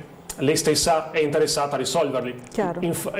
Anche per questo motivo in Consiglio Comunale ci sarà una risoluzione presentata dal consigliere Fogar che andremo a discutere, che chiede proprio al Comune di interfacciarsi con la Regione e con l'ARPA per permettere di parlare con la proprietà e cercare di portare al minimo e sotto, diciamo, la soglia di legge il livello dei rumori, e per consentire ai cittadini di non essere disturbati, soprattutto in certi orari. Certo. Lavorano anche oltre le 23 e quindi immaginiamo magari per persone notturno, che devono alzarsi la mattina presto. E quindi, visto che c'era anche il sindaco presente a questo incontro, erano presenti diversi consiglieri comunali di opposizione e anche il sindaco Polidori a questo sopralluogo che abbiamo fatto martedì, ci auguriamo che appunto ci sarà una interessante discussione in Consiglio Comunale e un'approvazione di questa risoluzione per andare poi a tutelare sindaco, giunta e consiglio comunale il sonno e comunque il benestare dei cittadini. Dei cittadini. Allora, sentiamo subito una telefonata. Allora, pronto, buongiorno, chi è in linea con noi? Si sente, buongiorno. Buongiorno a lei. Buona giornata, mamma dottoressa Laura. Claudio Visentin, buongiorno. E dei Antici. Sì, sono Claudio Visentin e desideravo che il consigliere Deian ci parlava della Ferriera, ma ha appena fatto esaurientemente. Oggi, dottoressa Laura, c'è sul piccolo una mia segnalazione. La politica spenda per la prevenzione, cosa che anni dietro in Va Rosandra con 1000 polemiche è stato fatto, e riguarda la segnalazione sulla tragica alluvione in Emilia Romagna, dove si è precipitato, e mi piace segnalare, l'amico di Tele4, consigliere comunale Corrado Tremoli. Infine, da questa benemerita trasmissione io denuncio che sarebbe da fare pulizia degli alberi caduti nel boschetto del cacciatore, ma nulla succede. Ecco, consigliere, si occupi lei, anche se non è di sua competenza. Prevenire è meglio che curare. Assolutamente. Grazie per la cortese risposta e buon lavoro. Grazie Claudio, mi sembra una segnalazione sicuramente importante. Fra l'altro anche il signor Nevio, un altro nostro affezionato telespettatore, parla proprio dello stesso argomento, della prevenzione. Dice: buongiorno Sveglia Trieste, chiedo all'ospite in studio se i comuni, le regioni, i governi sanno cos'è la prevenzione, visto che in tutti i campi non brillano, diciamo. Si riferisce, immagino, a quello che sta succedendo in Emilia Romagna. Assolutamente. Non solo. Aggiungo anche un elemento sulla prevenzione, collegandomi ancora un attimo al discorso precedente. C'è un problema nel momento in cui questo materiale ferroso viene caricato e scaricato, ovvero le polveri che si sollevano che si vedono, esatto, e che si vedono a occhio nudo. Anch'io ho avuto modo di vedere in un punto appunto panoramico che rendeva bene visibile tutta l'area di lavoro. E non vengono bagnati adeguatamente questi materiali, vengono bagnati poco, e quindi la loro precipitazione porta a sollevare polveri. Infatti. E porta anche lì a poi delle sostanze anche cancerogene nell'aria. Questo anche prevenire. L'abbiamo già denunciato anche in Consiglio Comunale a Muggia, perché riguarda anche Muggia, non è un problema che riguarda solo Trieste, l'area della Ferriera. E in generale, quando si hanno a che fare con materiali anche di dubbia provenienza, certo, si è anche chiesto sempre il consigliere Fogar aveva chiesto in Consiglio Comunale di fare dei controlli, chiedere di interfacciarsi con l'ARPA o con gli enti competenti per andare a fare dei controlli sulla qualità del materiale ferroso e sulla possibile radioattività di questo materiale e del livello di radioattività. Quindi ecco, questo sono d'accordo sul prevenire è meglio che curare. Poi nel nostro caso, nella nostra regione, abbiamo problemi diversi da quelli che hanno l'Emilia Romagna, che purtroppo invece sono in una zona, pianeggiante, in cui molto ricca di fonti d'acqua, che tra l'altro siamo passati dall'emergenza siccità del Po a una situazione adesso di ristagno di acqua che genera anche problemi di salute. Hanno anche detto di non camminare senza delle adeguate attrezzature di isolamento rispetto all'acqua, perché ci sono tanti batteri anche che adesso si diffondono, perché ci sono anche animali morti purtroppo, sia animali d'affezione o anche animali selvatici che sono morti all'interno, e quindi immaginiamo cosa c'è. Vediamo le immagini dei soccorsi dei vigili del fuoco, no? Che è davvero impressionante, cioè stanno percorrendo delle strade, però sembrano dei veri e propri fiumi ormai, sono davvero terribili queste immagini proprio delle zone alluvionate. Chiedeva al signor Claudio di occuparsi anche della pulizia del boschetto, no? Gli alberi caduti, fare un po' una pulizia anche in chiave preventiva, proprio di fare una prevenzione seria da questo punto di vista. Penso di poter così rivolgere magari a chi di dovere questa segnalazione, perché è importante. È da dire che a Muggia c'è stata una conferenza stampa qualche mese fa in cui c'è stato un campionamento del verde pubblico, perché è anche importante individuare quali sono gli alberi a rischio crollo, e ci sono alberi che magari dall'esterno non sembra, ma all'interno sono già marci o rischiano di cadere. Ecco, e siamo in diretta? Sì, allora vediamo il nostro Marco Stabile che si trova in Piazza Goldoni, una delle zone più così trafficate, nevralgiche proprio del mattina triestina. Allora, buongiorno Marco, a te la linea. Buongiorno a te Laura, buongiorno agli amici telespettatori. Come detto siamo in Piazza Goldoni, zona nevralgica della città, dove si scende dall'autobus e si inizia quelle che sono le faccende del mattino tra lavoro, spesa e quant'altro. È solo il primo di una serie di collegamenti che animeranno Sveglia Trieste d'estate per dare proprio il polso della città, perché quando non saremo in collegamento comunque lasceremo una visuale sul traffico piuttosto che sulla riviera di Barcola, sul mare, a seconda di dove saremo di giorno in giorno a documentarvi la mattina dei triestini. Cominciamo qui da quello che è un po' il punto di riferimento viabilistico, diciamo così, della città. Buongiorno signora, aspetta l'autobus? Yes. Signora, siccome siamo vicino al supermercato, oggi volevo partire con questo. È cambiato un po' il modo di fare la spesa con i prezzi che sono aumentati? Molto alti, è molto difficile fare la spesa. Lei cosa ha cambiato? Cosa non compra? Cosa compra di più? Se ci serve compriamo, perché se non ci serve facciamo a meno. Perché non puoi mettere fermo quando poi i soldi servono sempre. Come ti muovi ci vogliono i catti di 100 euro e non porti niente a casa. Certo. Si dice che si compra meno carne rossa, si preferisce altre cose, si comprano meno, diciamo così, cose di qualità e si va a caccia dell'offerta. Ovvio. Che autobus aspetta? Io aspetto una mia collega che viene, che doveva andare a fare un servizio. Ben fatto, grazie signora. Allora sarà questo un po' lo spirito, ovvero andare a capire per esempio la spesa dei triestini. Adesso aspettiamo che arrivi altra gente. Il tema di Piazza Goldoni poi è anche quello del muro che andrebbe abbattuto per consentire una maggiore sorveglianza, poi ne parleremo nella seconda parte del nostro collegamento. Sì. Come vedete questo è un po', come sapete, insomma, il punto in cui la gente scende e parte, quindi non è sempre facile fermarli, ma noi ovviamente ci proveremo uno dopo l'altro. Qui dietro c'è Crane Café, che come sapete purtroppo ha chiuso, istituzione della città che rappresentava anche, diciamo, il passaggio successivo all'arrivo in autobus, ovvero il classico caffè per iniziare la giornata. Adesso prendiamo quest'altra signora, almeno ci proviamo. Buongiorno signora, buongiorno, mi scusi, ci ho provato. Aspettiamo che esca ancora qualcuno. Come signora? Tele 4 in diretta. Ok, quando lo fa vedere? Siamo in diretta, è andata, tutto a posto, benissimo. È andata benissimo. Allora, dunque, allora, vediamo. Andiamo anche qui. Buongiorno signori, buongiorno. Aumenta tutto a livello di alimentari, è cambiato il vostro modo di fare la spesa? Rispondi tu. La caccia dell'offerta, si compra meno? Sicuramente sì, dove si può sì, senz'altro. Bene, secondo lei?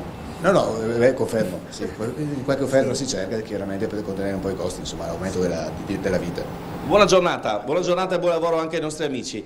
Allora mi giro ancora da questa parte per farvi vedere anche l'altra parte, quella diciamo così famigerata, nel senso che come ben sapete di notte purtroppo gran parte dei casi di cronaca accadono proprio qui in Piazza Goldoni, motivo per il cui ora c'è un presidio fisso delle forze di polizia, alternativamente polizia e carabinieri, che dal pomeriggio monitorano la zona per garantire la sicurezza soprattutto in quanto a risse, a episodi diciamo così violenti che hanno caratterizzato questa parte della città nell'ultimo periodo. Marco, io tengo sempre sott'occhio. Quando hai citato il muro, anche il nostro ospite, che è giovane, oltre ad essere un esponente politico di Muggia, ha annuito, no? È ben presente questo problema delle risse, della vita notturna, coltellamenti, esatto, della violenza in piazza Goldoni. Adesso ci sono questi presidi stanziali, così sembra più tranquilla, no? La situazione, lo vediamo anche insomma. Sì, quello che dispiace è appunto che bisogna andare con le forze dell'ordine a mettere in sicurezza delle aree che però magari raccontano anche un disagio, no? Perché poi la zona pensare anche che ci siano accoltellamenti tra ragazzi, anche tra ragazzi abbiamo avuto a Muggia, no?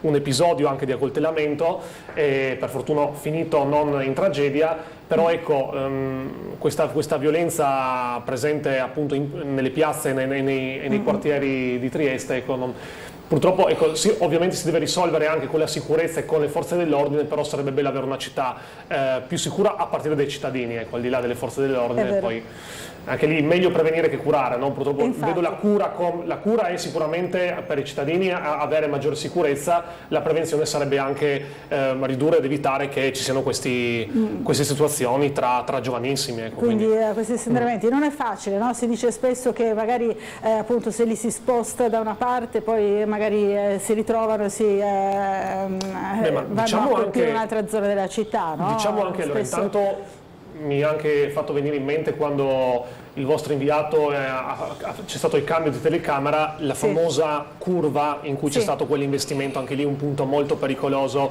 quando l'autobus gira esattamente questo punto qui, delle strisce pedonali, perché vedete qui esatto l'autobus che gira e lì c'è stato purtroppo anche c'è stato un decesso vittima, e quindi facciamolo insieme se volete, no? Sì. Facciamolo insieme, aspettiamo il verde e vedete quello che succede, perché chiaramente qui c'è un problema di visibilità che è stato segnalato tra l'altro proprio da Marcello Medao a Sveglia Trieste, oltre che politico ovviamente conducente dell'autobus di Trieste Trasporti, relativamente appunto alla pericolosità di questo incrocio, situazione che devo dire è stata ovviata ovviamente con quelle che sono state le decisioni sul semaforo e quant'altro, ma comunque insomma adesso vi facciamo vedere, mentre via Mazzini è tornata alla normalità per quanto riguarda il famoso buco conseguente all'allagamento, vedete qua c'è un problema di visibilità nel momento in cui l'autobus gira, ora con il semaforo tutto è un po' più tranquillo, ma come sentite un clacson nel dubbio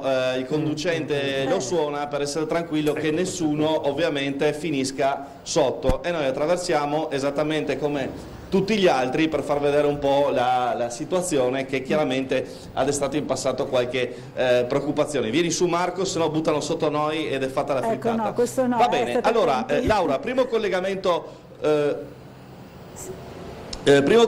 così, adesso torneremo dall'altra parte per sentire la questione ancora spesa, poi andremo dall'altra parte della piazza per parlare invece con i cittadini del famoso muro che limita la visibilità tra qualche istante. Intanto noi torniamo dall'altra parte, ma ti lasciamo l'immagine della città che si risveglia e nel momento in cui ci sono momenti di interesse ti chiediamo la linea. Benissimo, e mi raccomando passate sempre con il verde, no? Sì, soprattutto la direzione che ha fatto stabile, cioè quella che ci ha seguito dalla telecamera dietro, è proprio la direzione più pericolosa, perché il cittadino non vede che sta arrivando o che c'è uno spostamento del mezzo, e il mezzo non vede di solito il cittadino perché ha magari il montante di destra e lì buio, è il punto in cui cieco, mentre se io corro dall'altra direzione magari vedo che la 25 sta girando, invece se io magari devo correre dall'altra direzione e magari scatta appena è scattato da poco il rosso, dico boh, ma posso comunque passare, poi lì quella è una zona sicuramente. È abituato anche lei a prendere spesso l'autobus per capire, insomma. Sì, beh, allora io non è che frequento moltissimo piazza Goldoni in generale, perché la mia direttrice è via Carducci, è la Luminosa, però quelle volte che passo insomma vedo questa curva e vedo i volumi degli autobus che curvano. Si sente molto. Poi deve pensare che quando io sono alla fermata, essendo alto, lo specchietto dell'autobus sempre mi sfigura di devo sempre stare attento quando sono è un problema che non mi riguarda personalmente, però riguarda mi è successo a volte che distratto dal cellulare Stabile, o anche il nostro Marco Calabrese, siete piuttosto alti, quindi c'è anche questo pericolo, no, dello specchietto degli autobus, che non è quello delle macchine, insomma, diciamo, è piuttosto imponente, diciamo così. Ecco, intanto stiamo vedendo appunto proprio la zona di Piazza Goldoni. Dei Antic, voi vi state occupando a Muggia anche del caso Galleria, perché abbiamo visto Dei Antic anche a una recente manifestazione delle opposizioni davanti alla nostra galleria di Piazza Foraggi, perché anche quella è un nodo per chi arriva da Muggia, no? Chiaramente, quindi può costituire un disagio per chi deve raggiungere Trieste da Muggia, però siete sicuramente in apprensione per quanto riguarda il raddoppio o l'allargamento, insomma, della galleria proprio di Muggia, quella che insiste nelle vicinanze, insomma, del centro, tra il centro e la parte costiera, insomma. Sì, ecco, diciamo due parole intanto sulla manifestazione che c'è stata e sulla galleria di Montebello. Io lì ho voluto dire due cose nella manifestazione: che noi muggesani siamo preoccupati, seguiamo con preoccupazione gli sviluppi dei lavori molto a rilento e molto prolungati della galleria di Montebello, per due ragioni principali. La prima è che la galleria costituisce anche per noi muggesani la porta d'accesso a Trieste. E quindi, e soprattutto lì ci sono due licei importanti, il Liceo Petrarca e il Liceo Galilei, e gli studenti, io sono stato studente dei Galilei, attraversavo con la 20 la galleria, scendevo alla fermata lì del benzinaio e in 10 minuti a piedi, salendo per via Vergerio, ero arrivato in via Rossetti. Adesso i ragazzi cosa devono fare? O devono fermarsi largo Sonnino e da lì fare a piedi per via delle Sette Fontane, o comunque la zona lì di via Mameli, eccetera, insomma, la zona lì di largo Sonnino, e salire verso via Rossetti, certo. Oppure arrivare fino a via Battisti e prendere una 22 che poi con problemi di orari, no? Con un problema di allungamento dell'orario di anche 20-25 minuti. Quindi questo è un primo problema anche per noi muggesani e per i ragazzi che vanno a scuola. E il secondo problema è che anche a Muggia adesso c'è una discussione l'intervento su una galleria, forse anche ancora più impattante di quello che stanno facendo nella galleria di Montebello. Perché là divide in due proprio la città, no? Dividerà in due la città durante la fase dei lavori. Ci sarà un raddoppio della canna previsto, perché si cerca di portare appunto a una doppia percorrenza la galleria, con autorizzazioni da in caso ottenere per l'eventuale abbattimento di un palazzo storico, Palazzo Zaccaria, per allungare la careggiata, perché adesso la careggiata appena esce dalla galleria restringe per andare poi in via Roma. E lavori e betoniere che passeranno, fasi di estrazione e spostamento di materiale che poi dicono che dovrebbe essere utilizzato per il famoso completamento della linea di costa da San Rocco al Molottì. Però quello che preoccupa è se le tempistiche da 40 giorni si è passati a 400 per la galleria di Montebello, quanto sarà il tempo per una via, quella via Roma di Muggia, che è cruciale per... cioè, a Trieste c'è stata la possibilità di far deviare il traffico in via dell'Istria. A Muggia non c'è tutto questo gioco, questa possibilità insomma, alternativa. Di alternative, no? È quello il problema. Infatti chi ha in mente, insomma, questa galleria capisce subito che si tratta di un intervento molto complesso. Faccio un po' l'avvocato del diavolo. Il sindaco Polidori dice però se vogliamo una città turistica, una Muggia turistica che abbia uno sviluppo di questo tipo, è necessario che abbia anche delle infrastrutture che supportino un aumentato traffico, no? Questo è un po' il supporto a questo progetto. No, sicuramente, però siamo ancora... sì, perfetto, sentiamo l'audio. Ecco, sentiamo il nostro Marco Stagare, poi torniamo sulla galleria di Muggia. Interessano e ci sono le offerte, ok. Bene, oggi cosa ha preso, signora? Nei conti? Questi qua. Crostini, aglio e prezzemolo. Sì, aglio e prezzemolo, tortellini e... Poi avevo già fatto la grossa spesa, quindi siccome mi avanzava tempo ho detto prendo due cosine. Allora, grazie signora, buona giornata. Ciao. Buona giornata alla signora, abbiamo continuato con il nostro box. Scusami Laura, ma ogni tanto approfitto quando vedo gente uscire con le borse. Signora, buongiorno. Carissima signora, buongiorno, Tele4. Cosa l'ha fatto di spesa? Un po' di frutti. Ecco, siccome si aumenta tutto, la gente ha cambiato il modo di fare la spesa? No, io non ho cambiato. La tiene duro? Sì, La compra pochi anni, ormai ne ho 92, quindi complimenti. Anni preferisco. Complimenti. Che autobus la faccia par? La 1. La 1, fin dove?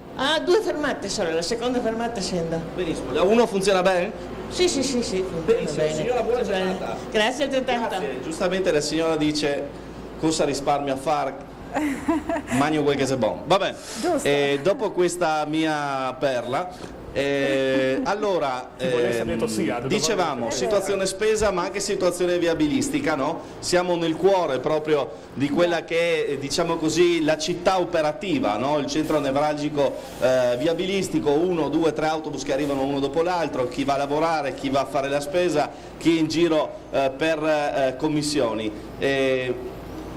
E a proposito di spesa mi butto a pesce. Buongiorno signora carissima.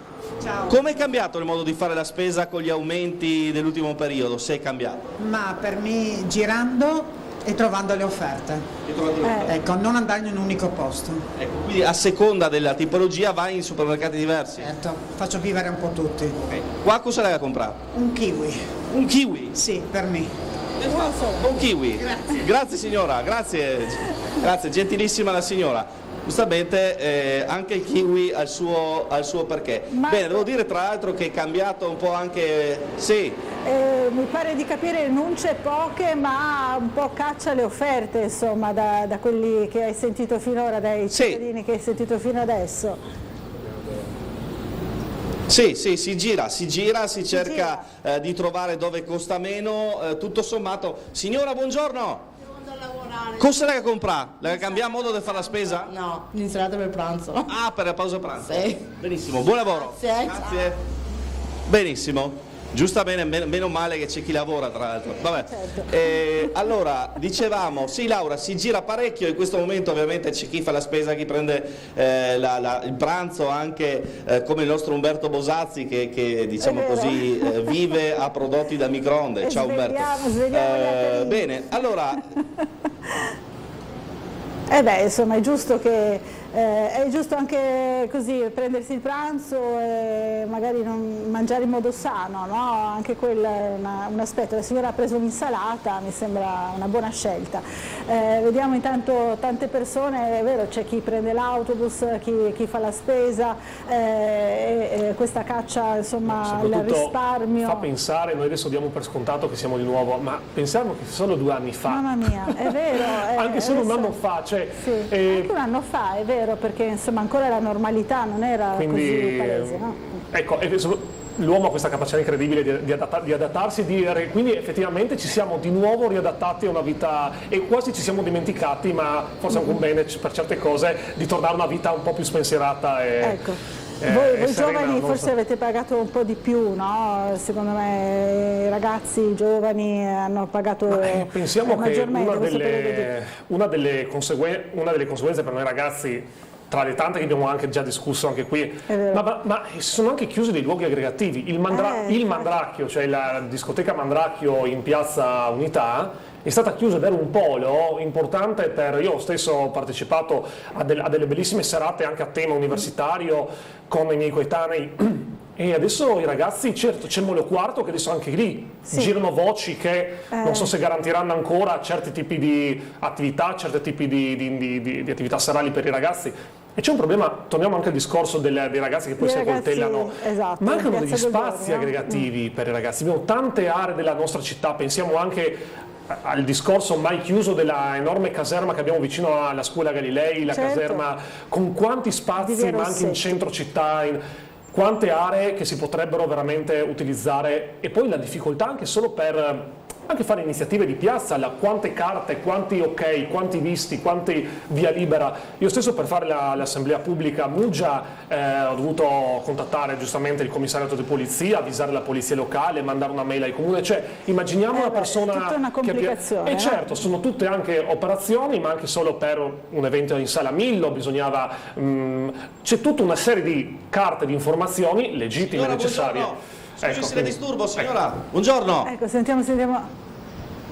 Aveva fretta la signora. Niente, non ce l'ho fatta. Niente, sì, anch'io non ho più il balzo di una volta, diciamo così. Però lo ho perso un po', diciamo così, di scatto. Lo scatto c'è. Ciao, buongiorno. Ciao, scusa il disturbo. È cambiato il modo di fare la spesa con i prezzi sempre più alti? Ti prego, devo andare a scuola.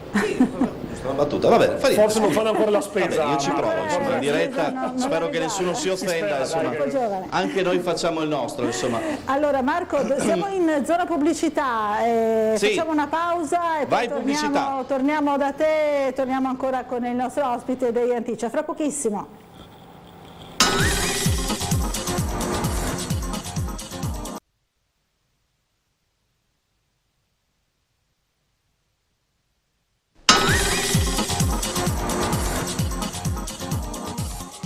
Rieccoci in diretta a Sveglia Trieste, allora in compagnia di Dei Antice, consigliere comunale a Muggia, coordinatore muggesano di Italia Viva. Siamo sempre in collegamento con il nostro Marco Stabile in piazza Goldoni. Marco Stabile sta chiedendo alle persone che sono là a prendere magari l'autobus, o comunque sappiamo che è una zona di scambio e di piuttosto nevralgica. Eccolo qui. Sta fermando le persone, dicevamo appunto sul tema della spesa, no? Il caro spesa, come sono cambiate le abitudini dei triestini che fanno la spesa, anche con l'aumento dei prezzi insomma piuttosto imponente, e abbiamo visto che magari per fare rinunce non sono tanto propensi, no? I triestini, però a fare un po' di strada in più, ricerca in più, quello forse sì. Insomma, no? Sappiamo che noi italiani la tavola è sacra, ci si adatta, ecco. La tavola è sacra, la tavola si può sempre scommetto che vi trovate assolutamente con il nostro Marco Stabile, che è ancora in collegamento con noi, vero Marco? La tavola è sacra, dice il nostro ospite. La tavola è sacra, sono anche d'accordo, adesso qualche colpo mi è andato a vuoto, ma cercheremo ancora persone, poi ci sposteremo dall'altra parte della piazza per documentare un'altra questione legata alla sicurezza della città, diciamo così. Buongiorno, salve signore, com'è cambiato il modo di fare la spesa con gli aumenti dell'ultimo periodo? Niente parla italiano. Niente parla, spesa sì però, va bene, niente, ok. Niente, noi ci abbiamo provato, proveremo anche con il balcanico tra un po'. Signora, buongiorno. Buongiorno signora, cosa le ha fatto le spesa? Niente. Guarda i prezzi, me ne casca i bracci. Ecco, proprio di questo parlavamo, cioè come è cambiato il modo di fare la spesa? Tremendo, perché bisogna solo guardare le offerte, se le è valide naturalmente, però è un disastro. Non si può più fare la spesa decentemente. Quindi cosa fa? Gira e cerca? Cerco, vado 2 o 3 supermercati dove sono le offerte e là compro, perché se no pensionato mio marito. Longhi? Longhetti, sì, abbastanza. Comunque lo vedo ogni sera. Grazie, questo è importante, grazie signora, grazie signora, grazie. Vede, la signora sostanzialmente ci ha dato l'incipit del servizio di questa sera, vedo i prezzi e me casca i bracci, che visita tutto, anche Rima. Buongiorno signora, ci vedo ogni sera? Ecco, intanto non la stiamo là, bravissima. Signora, come si cambia il modo di fare la spesa con l'aumento dei prezzi? Se ha bisogno si compra. E poi bon?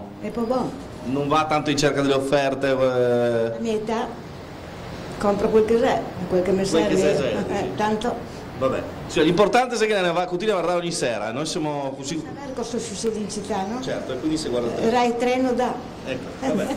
Grazie signora, questo l'ha detto lei. Comunque grazie, un forte abbraccio per la postilla finale. Vabbè, dunque, allora con questa parte qua, diciamo così, abbiamo tra virgolette finito, Laura. Noi adesso ci spostiamo sempre con il verde, sempre sulle strisce pedonali, dall'altra parte della piazza, ci rivediamo tra qualche istante con le immagini per documentare la questione muro, per documentare appunto la questione legata a quella. Aspetta, c'è ancora un ultimo tentativo. Signora, buongiorno, carissima. Come segue la spesa, sti prezzi? Io sono assai poco ciacolona. Ecco, ma ne fa la spesa però. I prezzi che sono tutto, se se ne sa più di me, no?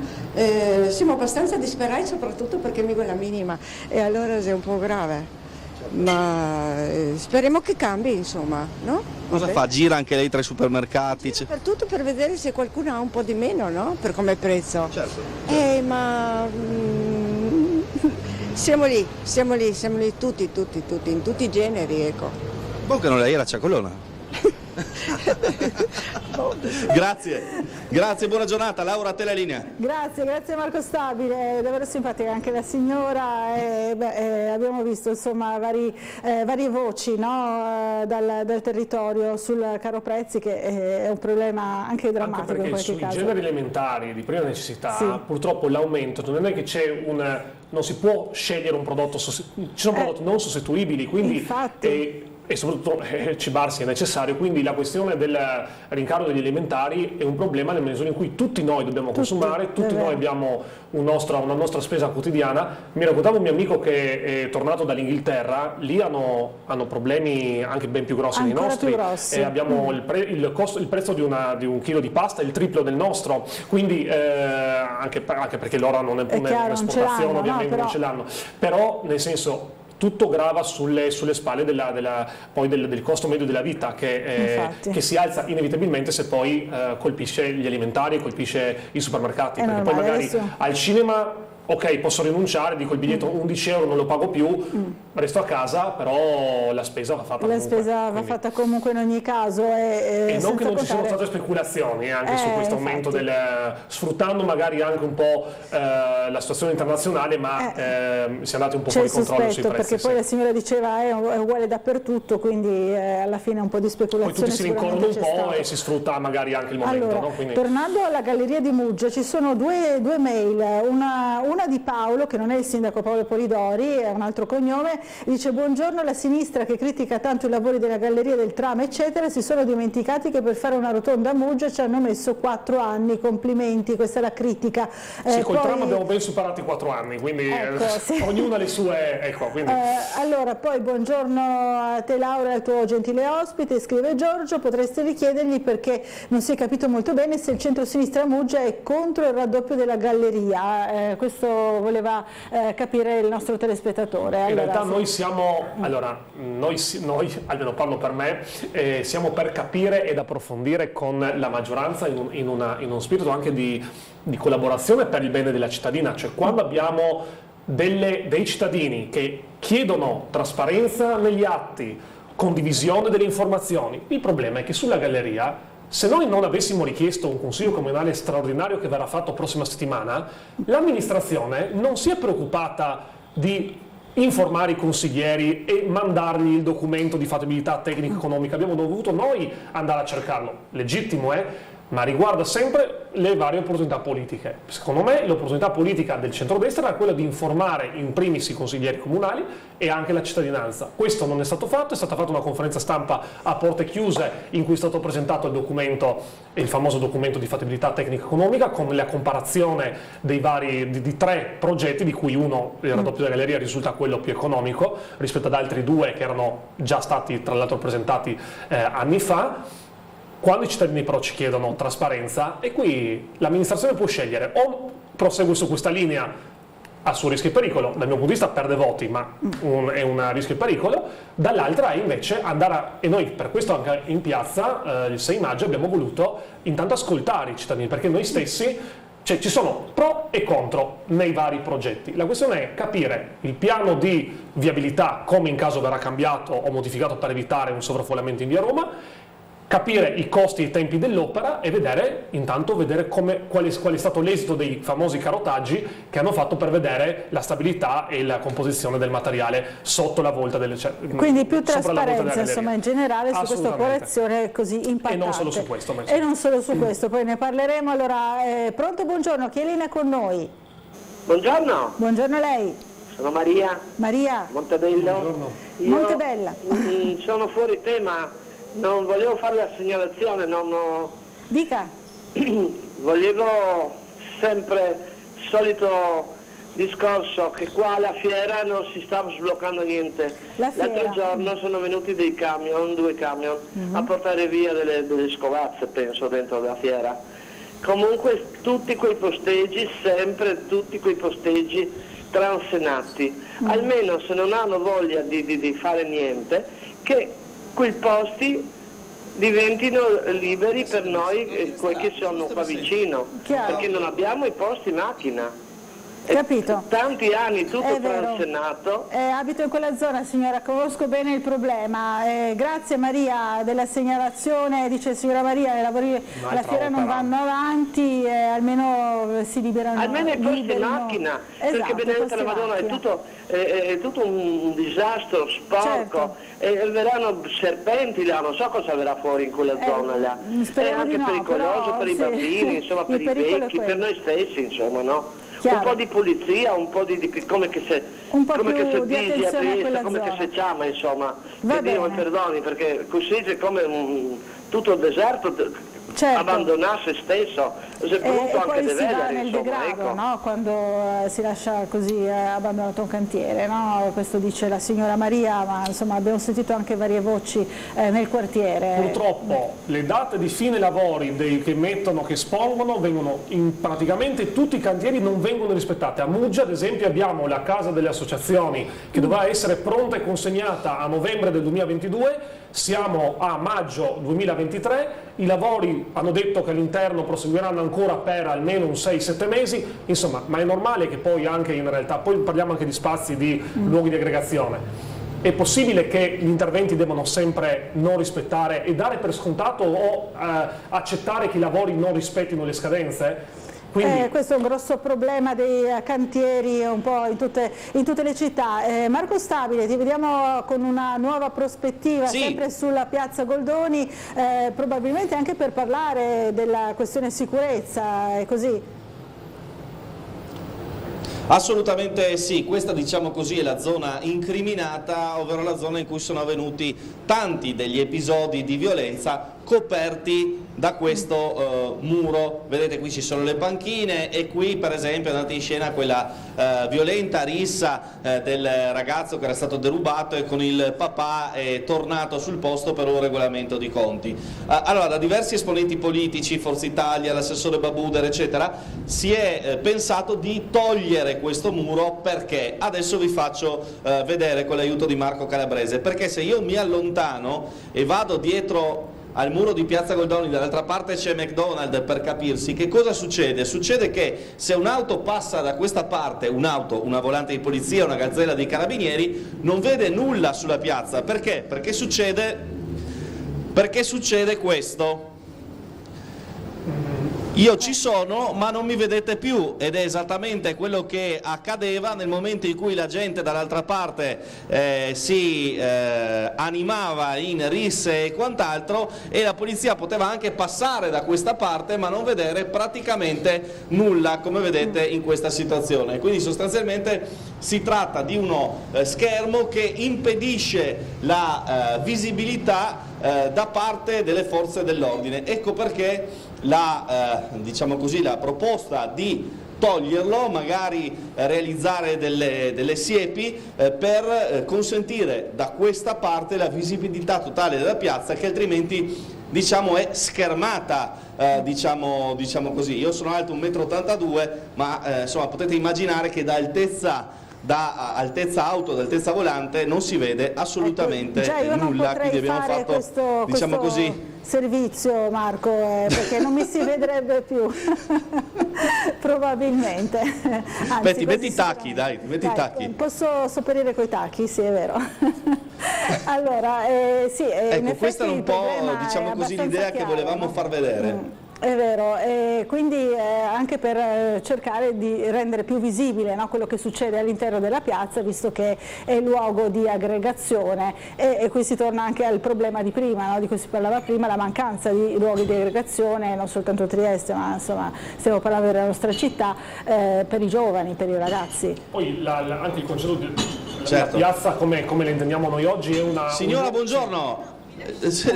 Volevo chiedere una cosa, vabbè, tranquilla. No, va bene. Ecco Marco, immagina quando invece noi facciamo i volantini politici cosa ci rispondono, no? Se già te evitano sì, beh, insomma, mi metto nella prospettiva. Il volantinaggio durante la campagna elettorale, insomma, vi siete... Beh, ma anche a Muggia scene bellissime, no? Sì, devo andare che ho fretta, e poi si fermava 20 metri dopo che aveva trovato l'amico o l'amica, no? Vabbè, però dai, giustamente insomma, non possiamo obbligare nessuno a fermarsi. Il duro lavoro di chi ferma la gente per la strada, insomma, per un motivo o per l'altro. Allora vediamo che effettivamente è piuttosto animata, no? Come tutte le mattine la Piazza Goldoni.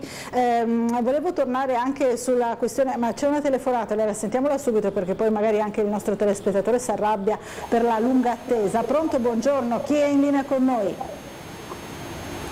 Pronto? C'è qualcuno in linea? Pronto? Eccoci, buongiorno. Pronto? Buongiorno, la sentiamo. Pronto? La sentiamo, buongiorno. Pronto? Allora, evidentemente lei non ci sta sentendo. Chi sia pronto? È pronto, mi sa di sì. Allora, non so se riusciamo a far capire al nostro telespettatore che è in linea, ci proviamo un'ultima volta, poi passiamo oltre. No, è caduta la linea proprio, va bene.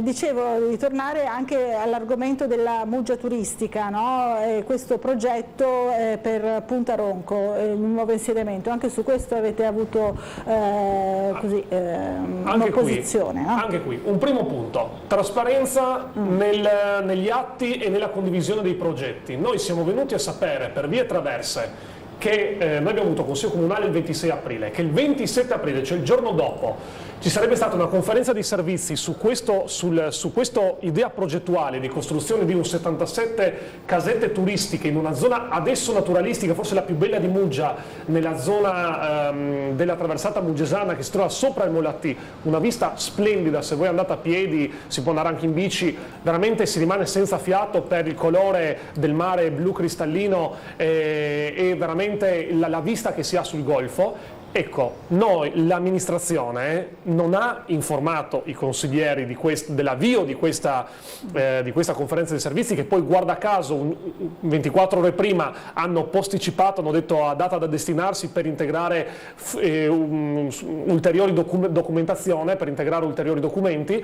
Ecco, ma così non si può, così non si può procedere, soprattutto per opere che riguardano poi il nostro verde, il nostro luogo, la nostra comunità.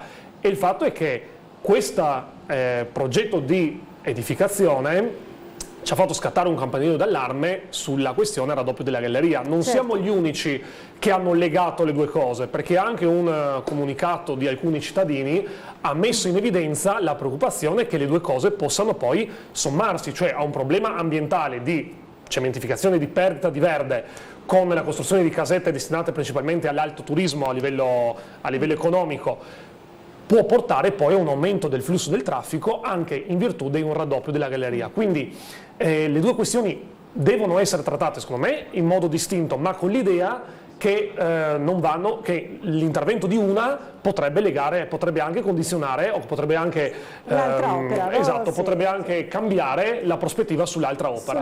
Quindi poi sull'ambito c'è stati movimenti in maggioranza, un consigliere di maggioranza ha votato contro alla delibera sulla modifica del piano paesaggistico regionale, Ferluga della Lega, che poi è stato anche destituito da capogruppo della Lega, e quindi c'è preoccupazione anche da parte della maggioranza per un intervento che viene visto, io penso, dalla stragrande maggioranza dei cittadini come un intervento negativo di perdita di verde e di area naturalistica in un'area che appunto adesso in questo momento è veramente magnifica, di passeggiata della traversata muggesana. Quindi anche su questo la maggioranza si è trovata con le mani nel sacco, cioè l'abbiamo scoperta con le mani nel sacco, nel senso che si stava per avviare una conferenza dei servizi a nostra insaputa e il giorno prima avevamo avuto consiglio comunale, non c'è stata neanche una comunicazione del sindaco a riguardo. Si è dovuto noi procedere con un'interrogazione e poi con successive domande in fase di discussione della delibera del piano paesaggistico per venire a sapere e per discutere in consiglio di questo progetto. Così non va bene e i cittadini infatti anche su questo ci hanno chiesto di intervenire e noi abbiamo voluto dare voce alla cittadinanza facendo anche quell'assemblea pubblica il 6 maggio. Allora, un'altra telefonata, buongiorno, chi è in linea con noi? Pronto? Pronto? Pronto? Eccoci, ci riproviamo. Pronto? È in diretta, buongiorno. Pronto? Sì, la sentiamo, noi la sentiamo benissimo. Può parlare? Pronto? Evidentemente qualche problema, niente, proviamo a rispiegare insomma, a questo telespettatore che è in linea perché evidentemente non riesce a sentirci. Torniamo anche da Marco Stabile perché vediamo che c'è molto movimento in Piazza Goldoni e vediamo poi se riusciamo a recuperare magari anche la telefonata. Allora, vediamo Marco Stabile in collegamento, eccolo qui. Allora, te la linea nuovamente. Sì, Laura. Allora, vi abbiamo fatto vedere poco fa il tema, diciamo così, del muro. Ora provo anche a sedermi in questa zona che tra l'altro non è nemmeno pulitissima, per farvi capire che praticamente qui dietro possono succedere di ogni, no? Perché in questa condizione nessuno vede assolutamente nulla, infatti sono segnalati episodi di spaccio e quant'altro che sono monitorati dalle forze dell'ordine. Tra poco ci sposteremo anche in zona Viale 20 Settembre come promesso per farvi vedere un'altra parte della città, diciamo così, alle prime ore del mattino, in ore di piena attività. Abbiamo sondato il discorso prezzi supermercati, vi abbiamo fatto vedere il tema di questa scarsa visibilità, diciamo, di questa nicchia che si è trasformata anche in nicchia di insicurezza che prevede il progetto di abbattimento di questo muro. In questa zona è un po' più difficile, diciamo così,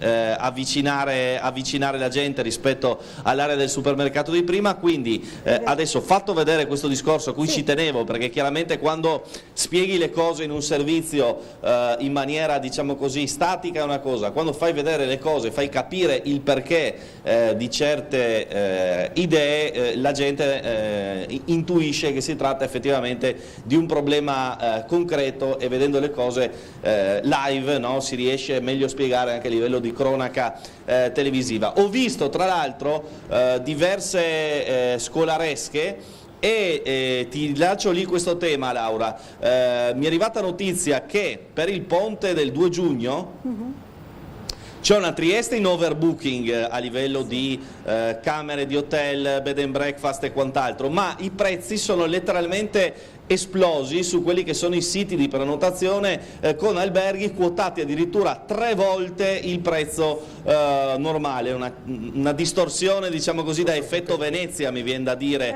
a livello turistico, che caratterizza, se andate a vedere i motori di ricerca, il weekend del 2 giugno, il che significa che come dire, quel turismo che funziona è arrivato anche in un momento, diciamo così, di svolta, ovvero o si aumenta l'offerta, si aumentano i servizi, i parcheggi, cose di cui parliamo continuamente, oppure diventerà tutto un po' più complicato. Diciamo che è un altro tema credo importante. Lo lancio a te, noi intanto con Marco ci spostiamo. Vi spostate, benissimo. Allora grazie a Marco Stabile con Marco Calabrese in esterna, e ha ragione, no? È un grande tema sul quando la domanda è esponenziale e l'offerta è quella o addirittura ridotta. Il problema è che non c'è in questo momento, in una situazione di economia di mercato, soprattutto nel settore alberghiero, è una soluzione a breve termine sul rincaro dell'alloggio, ma pensiamo anche al rincaro affitti. O si inizia ad aumentare l'offerta, per quanto riguarda ad esempio gli alloggi degli studenti, aumentare la costruzione o la riqualificazione e la riabilitazione di alcuni palazzi, di alcuni condomini, e si mette nuova offerta sul mercato, oppure qui il problema è che, soprattutto nelle grandi città, molto richieste, Milano, Bologna, Roma, città universitarie importanti, ci saranno sempre persone che saranno disposte a pagare di più per avere quell'alloggio. Quindi questo anche crea un grosso problema proprio per gli studenti stessi che sono alla ricerca di un tipo diverso, insomma, di alloggio. E purtroppo la soluzione tampone è anche quella di magari stanziare dei fondi per gli studenti per poter... Il problema è che il rischio è che si vada solo ad aumentare ancora di più il costo, perché magari i privati decidono, beh, ma visto che hai anche questi 100 euro bonus, allora una stanza che ti davo 700 adesso te la do 800. Quindi il problema è che a breve termine favorire questo fenomeno di mercato drogato. Secondo me ci sono due soluzioni,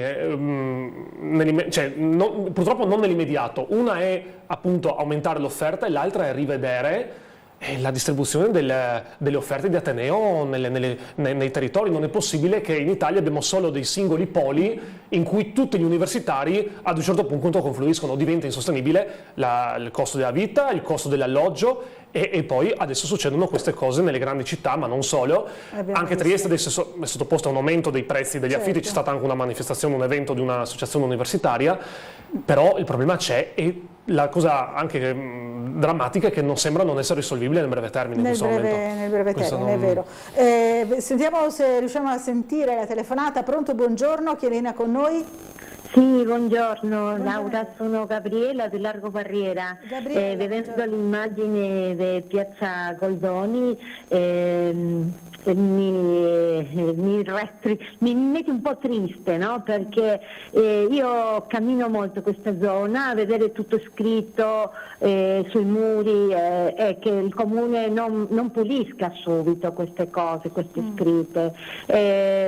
Poi questi mega contenitori delle scovazze che a Cegas ha messo nelle piazze, che non sono adatti per la nostra città. Noi abbiamo bisogno sì di fare una raccolta differenziata nelle piazze per contenitori più piccoli, con personale che le pulisca più spesso, perché quei contenitori che le avevano messo sopra dove c'è la fontana, tutti in fila, che erano orrendi, che ho dovuto fare una richiesta al comune per fare lo spostamento, li hanno messi tutto in un angolo, sono contenitori troppo grandi per una piazza.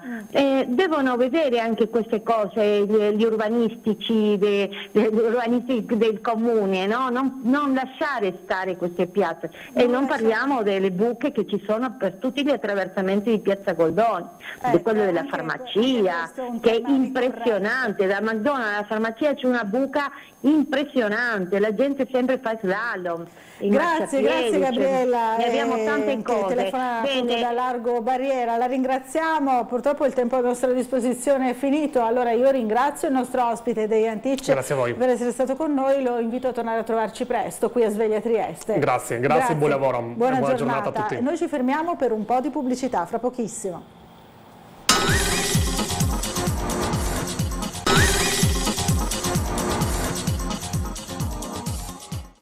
Bentornati in diretta a Sveglia Trieste, allora diamo subito il buongiorno al neoeletto, possiamo dire così, Presidente del Consiglio regionale Mauro Bordin. Buongiorno. Buongiorno a voi. Buongiorno e ben arrivato, grazie di essere qui, siamo abituati a vederla in collegamento, cioè, insomma, ci fa piacere ospitarla anche qui direttamente a Sveglia Trieste. Allora Presidente, si entra nel vivo, no, dei lavori del Consiglio regionale, finalmente insomma la macchina è ben avviata, possiamo dire così, con la nomina, con l'elezione dei presidenti delle commissioni. Sì, finalmente, perché chiaramente quando inizia una nuova legislatura ci sono le solite procedure necessarie per poter entrare pienamente a regime. Il 26 aprile si è insediato un nuovo Consiglio regionale, è stata la mia elezione come Presidente del Consiglio, e poi naturalmente tutte le procedure con l'individuazione dei capigruppo, la formazione dei gruppi e adesso la formazione delle commissioni consigliari con l'elezione dei presidenti di commissione, una procedura che è stata molto lineare, senza grandi problemi e che in qualche modo in questo momento sancisce la piena operatività. Adesso le commissioni possono essere convocate e naturalmente possono iniziare ad analizzare quelli che sono i progetti di legge che dovranno essere presentati dai consiglieri e i disegni di legge che naturalmente ci attendiamo anche da parte della Giunta. Poi è evidente che il banco di prova iniziale sarà l'assestamento di bilancio di fine luglio, che almeno per quello che sembra sarà un assestamento importante e corposo con molte risorse a disposizione, quindi credo che il Consiglio regionale sarà impegnato nel determinare l'impiego di queste risorse, quindi ecco, diciamo sarà la prima fase in cui si andrà a concretizzare il nuovo rapporto fra Consiglio e Giunta regionale, insomma, che poi è il fulcro su cui si muove l'intera legislatura, insomma, ecco, un rapporto di forza ma di collaborazione che deve esserci fra queste due realtà. Ecco, come lei nella passata legislatura invece era capogruppo, no? Sì. Capogruppo della Lega, come stanno andando queste prime, appunto, questi primi movimenti proprio del Consiglio da questo punto di vista, proprio con i nuovi innesti che ci sono stati, ma anche le riconferme, no? Che sono anche tante. Sì, devo dire che alla fine credo che più o meno sia un misto tra conferme e nuovi ingressi. Devo dire che la mia impressione è che sia un buon consiglio, fatta di consiglieri che hanno un buon rapporto col territorio, hanno alle spalle un'esperienza amministrativa molto spesso di lunga e di spessore, e quindi credo che veramente il Consiglio potrà dire la propria su molti aspetti. Insomma, ecco, mi aspetto un Consiglio molto, molto forte, molto partecipativo, molto determinato, e poi naturalmente sono cambiati un po' i rapporti di forza. Insomma, la scorsa legislatura la Lega aveva 2/3 dei consiglieri regionali, in questo caso, pur rimanendo la prima forza, perché comunque ha 10 componenti all'interno del gruppo consigliare, si trova all'interno della maggioranza avere un peso più o meno analogo rispetto alla lista del Federica Presidente di Fratelli d'Italia, che hanno 8 consiglieri, quindi poi c'è naturalmente Forza Italia con 3 consiglieri, ma diciamo abbiamo 3 forze che in qualche modo sono abbastanza vicine a livello di numeri, e quindi credo che questo in qualche modo rafforzerà il dialogo, il confronto, e aiuterà naturalmente anche la maggioranza ad essere, secondo me, un momentino più forte. Insomma, la volta scorsa è chiaro che avere questo equilibrio insomma rafforza secondo lei la maggioranza? Sì, secondo me sì, perché la volta scorsa con la Lega così forte, 2/3 dei consigli di maggioranza, è chiaro che avevano una posizione molto predominante, quindi è chiaro che tendenzialmente determinava in buona parte la linea della maggioranza, no? Ed essendo poi tra l'altro il partito del Presidente e di metà giunta, è evidente che questo creava un blocco abbastanza diciamo granitico. Adesso la maggioranza è naturalmente compatta, perché devo dire che comunque da quello che percepisco il dialogo è abbastanza sereno, ma naturalmente ci sarà questa dialettica un po' diversa, e più naturalmente c'è un'opposizione che ritengo che abbia anche in questo caso delle personalità di valore, di spicco, e saprà sicuramente fare la propria parte. Quindi mi aspetto un Consiglio molto vivo, molto vivace, molto battagliero. Battagliero, benissimo. Allora, siamo nuovamente in collegamento con il nostro Marco Stabili, che nel frattempo si è spostato alla Fontana dei Mascheroni, quindi all'inizio del viale 20 settembre. Nuovamente a te la linea, Marco. Ti ricordo che abbiamo cambiato ospite, adesso c'è il Presidente del Consiglio regionale Mauro Bordin. Buongiorno anche al Presidente Bordin. Allora ci siamo spostati, diciamo così, da quello che è lo snodo viabilistico della città, Piazza Goldoni, quindi il crocevia di autobus e veicoli, a quello che è uno degli snodi pedonali, diciamo così, no? Dal viale 20 settembre verso i portici di Chiozza, attorno alla Fontana, altro luogo che diciamo così è stato segnalato nel tempo per episodi anche legati al degrado. Poi però bisogna dire anche le cose belle della città, perché questa fontana è stata anche immortalata nel film La Sconosciuta, no? Che insomma, ha portato alla ribalta anche angoli diversi della triestinità, come Piazza Oberdan e come il Viale. Quindi insomma, bisogna sempre, come dire, evidenziare sia le criticità, ma anche insomma, le parti positive delle parti della città che ci apprestiamo a documentare. Tra l'altro, Marco, sono in corso ovviamente proprio in questi giorni nuove riprese, no? Di altri film, un film di Salvatores in varie parti della nostra città, insomma questo continuo ciak si gira a Trieste, ed è una bella cosa anche questa, anche per la nostra economia. Assolutamente sì, assolutamente sì. Approfitto di questo signore. Buongiorno signore, buongiorno, siamo in diretta su Tele 4, vedo che legge La Repubblica. Cosa l'ha colpita oggi sul giornale? Il fatto che la Marone tradisce Bonaccini, insomma, mi sembra un fatto grave. Quindi insomma si è interessato al discorso politico?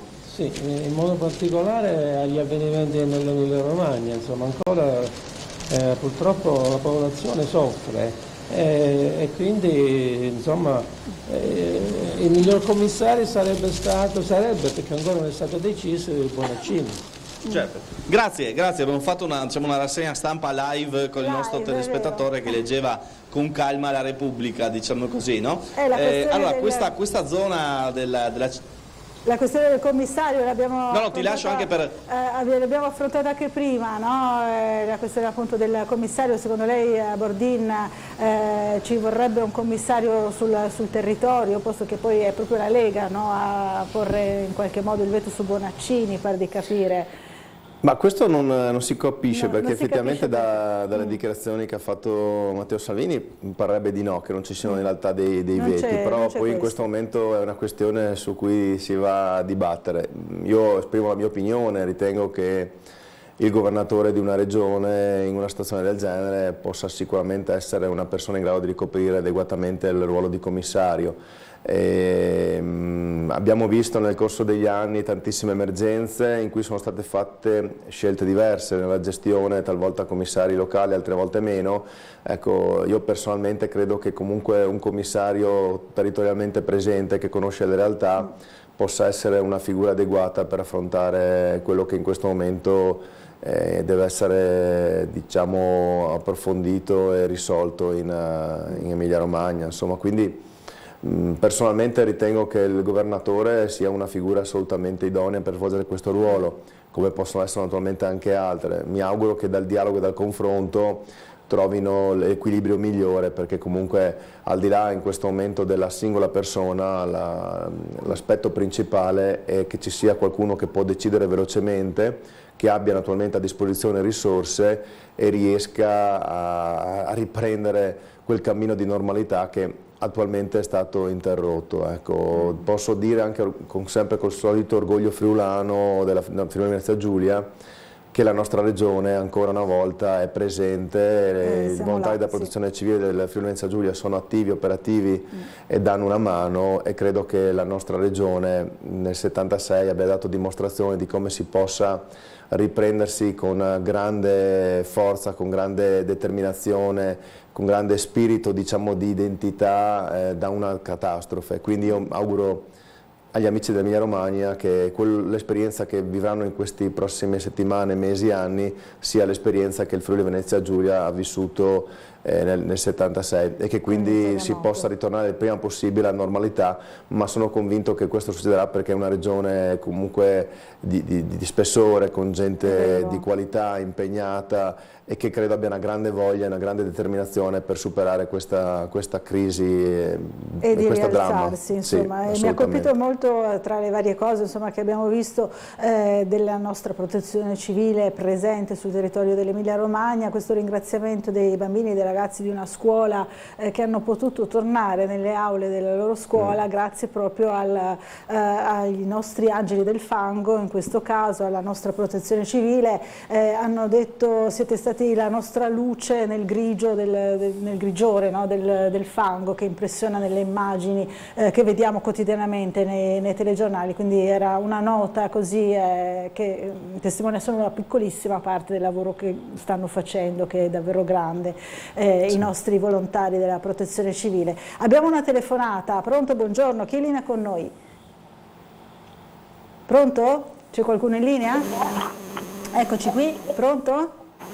Pronto, pronto? Riusciamo a sentire il nostro telespettatore, perché sento qualche movimento in sottofondo, ma non riusciamo a dialogare. Pronto? Eccoci, ci riproviamo. È il telespettatore che ha chiamato prima ma non riusciva a sentirci. Ora ci sente? No, evidentemente no, non siamo fortunati. Problemi di collegamento. C'è qualche piccolo problema di collegamento, ci dispiace, continua a provare, eventualmente proviamo a spiegargli che appunto deve abbassare comunque il volume della sua televisione, ascoltarci se possibile attraverso il telefono, perché altrimenti non riusciamo bene a comunicare, forse è un problema di questo tipo. Intanto stiamo vedendo ancora gente scorrere alla radice così della Viale 20 Settembre, c'è molta animazione. Esatto, anche questa mattina. Prima, Presidente, ci siamo occupati anche del caro prezzi, no? del caro spesa, e abbiamo visto che un pochino, insomma, sono cambiate le abitudini di qualche acquirente, non tanto per quanto riguarda la qualità delle cose che si acquistano, ma dell'attenzione che si pone magari a cercare l'offerta e qualcosa di così più conveniente. No, è un problema assolutamente serio e va affrontato con grande determinazione da parte delle istituzioni.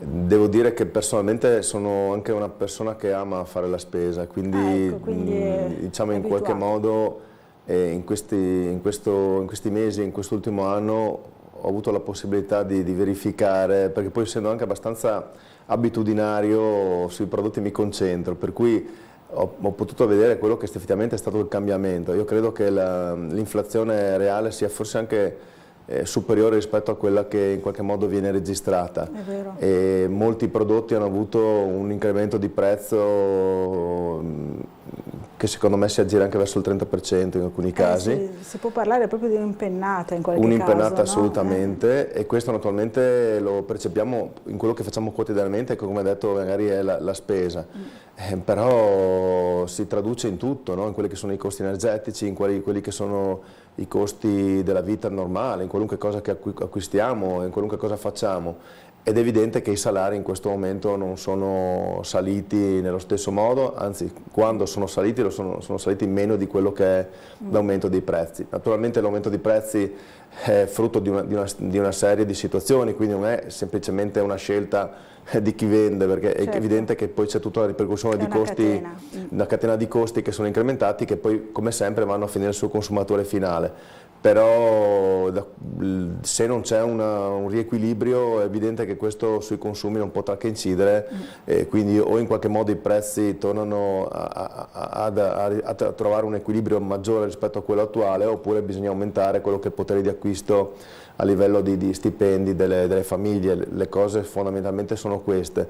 Io credo che un po' di assestamento dovrebbe esserci, anche perché poi magari anche alcune situazioni che incidono molto, come quella relativa ai costi energetici, e fisiologicamente attraverso quelli che sono gli investimenti in corso verso quello che sarà magari la normalizzazione del mercato, in qualche modo parzialmente dovranno rientrare. Penso anche poi ai costi delle materie prime.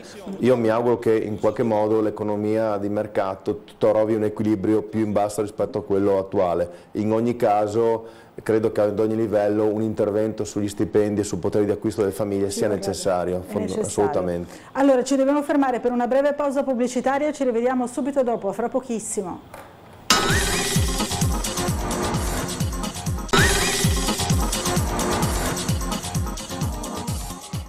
Rieccoci in diretta, ancora in compagnia del Presidente del Consiglio regionale Mauro Bordin, che è ancora in collegamento con il nostro Marco Stabile, che sta intervistando le persone adesso nella zona del Viale 20 Settembre. Allora abbiamo anche una telefonata, non so se possiamo sentire, ma vedo già pronto Marco in realtà, allora gli cedo subito la linea. A te la linea, Marco. Sì Laura, siamo tra il Viale 20 Settembre e Via Battisti in un momento molto animato della mattinata. Vi ricordo che saremo di volta in volta, di giornata in giornata, in punti diversi della città, della Riviera di Barcola. Andremo in barca a farvi vedere Trieste dal mare. Insomma, a Sveglia Trieste ogni mattina troverete un'inquadratura diversa della città, un tema diverso e la possibilità di svegliarvi in diretta con noi anche vedendo quello che succede, vedendo la situazione meteo. Tra l'altro oggi era prevista bora in attenuazione, infatti praticamente il vento si è trasformato già in una sorta di brezza e si preannuncia comunque una bella giornata di sole. Saremo naturalmente anche sulla riviera barcolana nei prossimi giorni, la prossima settimana saremo sul Delfino Verde e andremo a Muggia, saremo a Miramare a raccontarvi del parco. Oggi siamo concentrati un po' sul tema spesa e caro prezzi. Buongiorno signora, buongiorno, vedo che ha fatto la spesa, come ci organizza con questo aumento dei prezzi? Si gira, si cerca l'offerta? Si gira. E si gira anche altro, non dire altro. Grazie. Prego, gira un po' tutto. Gira un po' tutto. Questa non era male, brava signora, grazie. Si gira non solo nei supermercati, ma anche di huevos, come dicono quelli delle telecronache. Signora, buongiorno, buongiorno Tele4. Signora, stiamo prendendo un po' le persone di questo caro prezzi. Come si fa con la spesa? Si va molto male. In che senso? Un po' di tutto. Un po' di tutto, benissimo, un po' di tutto non è male. Ormai devo dire che con un menisco rotto l'inseguimento è un po' più difficile del passato. Sono passati gli anni belli in cui saltavo come un grillo. Vabbè, adesso ci proviamo. Comunque qua siamo in un'altra zona della città molto frequentata, via Battisti. Mi ricordava giustamente l'amico Marco Calabrese che una volta qui c'era il cinema Grattacielo, c'erano anche tanti luoghi diciamo di intrattenimento. Ora sono rimasti i negozi, molti dei quali anche non proprio diciamo così in una situazione florida, ma insomma si va avanti. Vado con la signora qui vicino. Buongiorno signora, buongiorno signora, vedo col sacco della spesa, come si fa col caro prezzi? È tutto aumentato. Perfetto. Signora buongiorno carissima, signora ha fatto la spesa? No, solo cartoleria. Cartoleria? Sì. Con la spesa come va, visto che sento tanta gente che girano più supermercati per trovare le offerte? Sì, infatti solo le offerte ce l'abbiamo perché i pensionati con una figlia che non lavora e quindi così dobbiamo fare.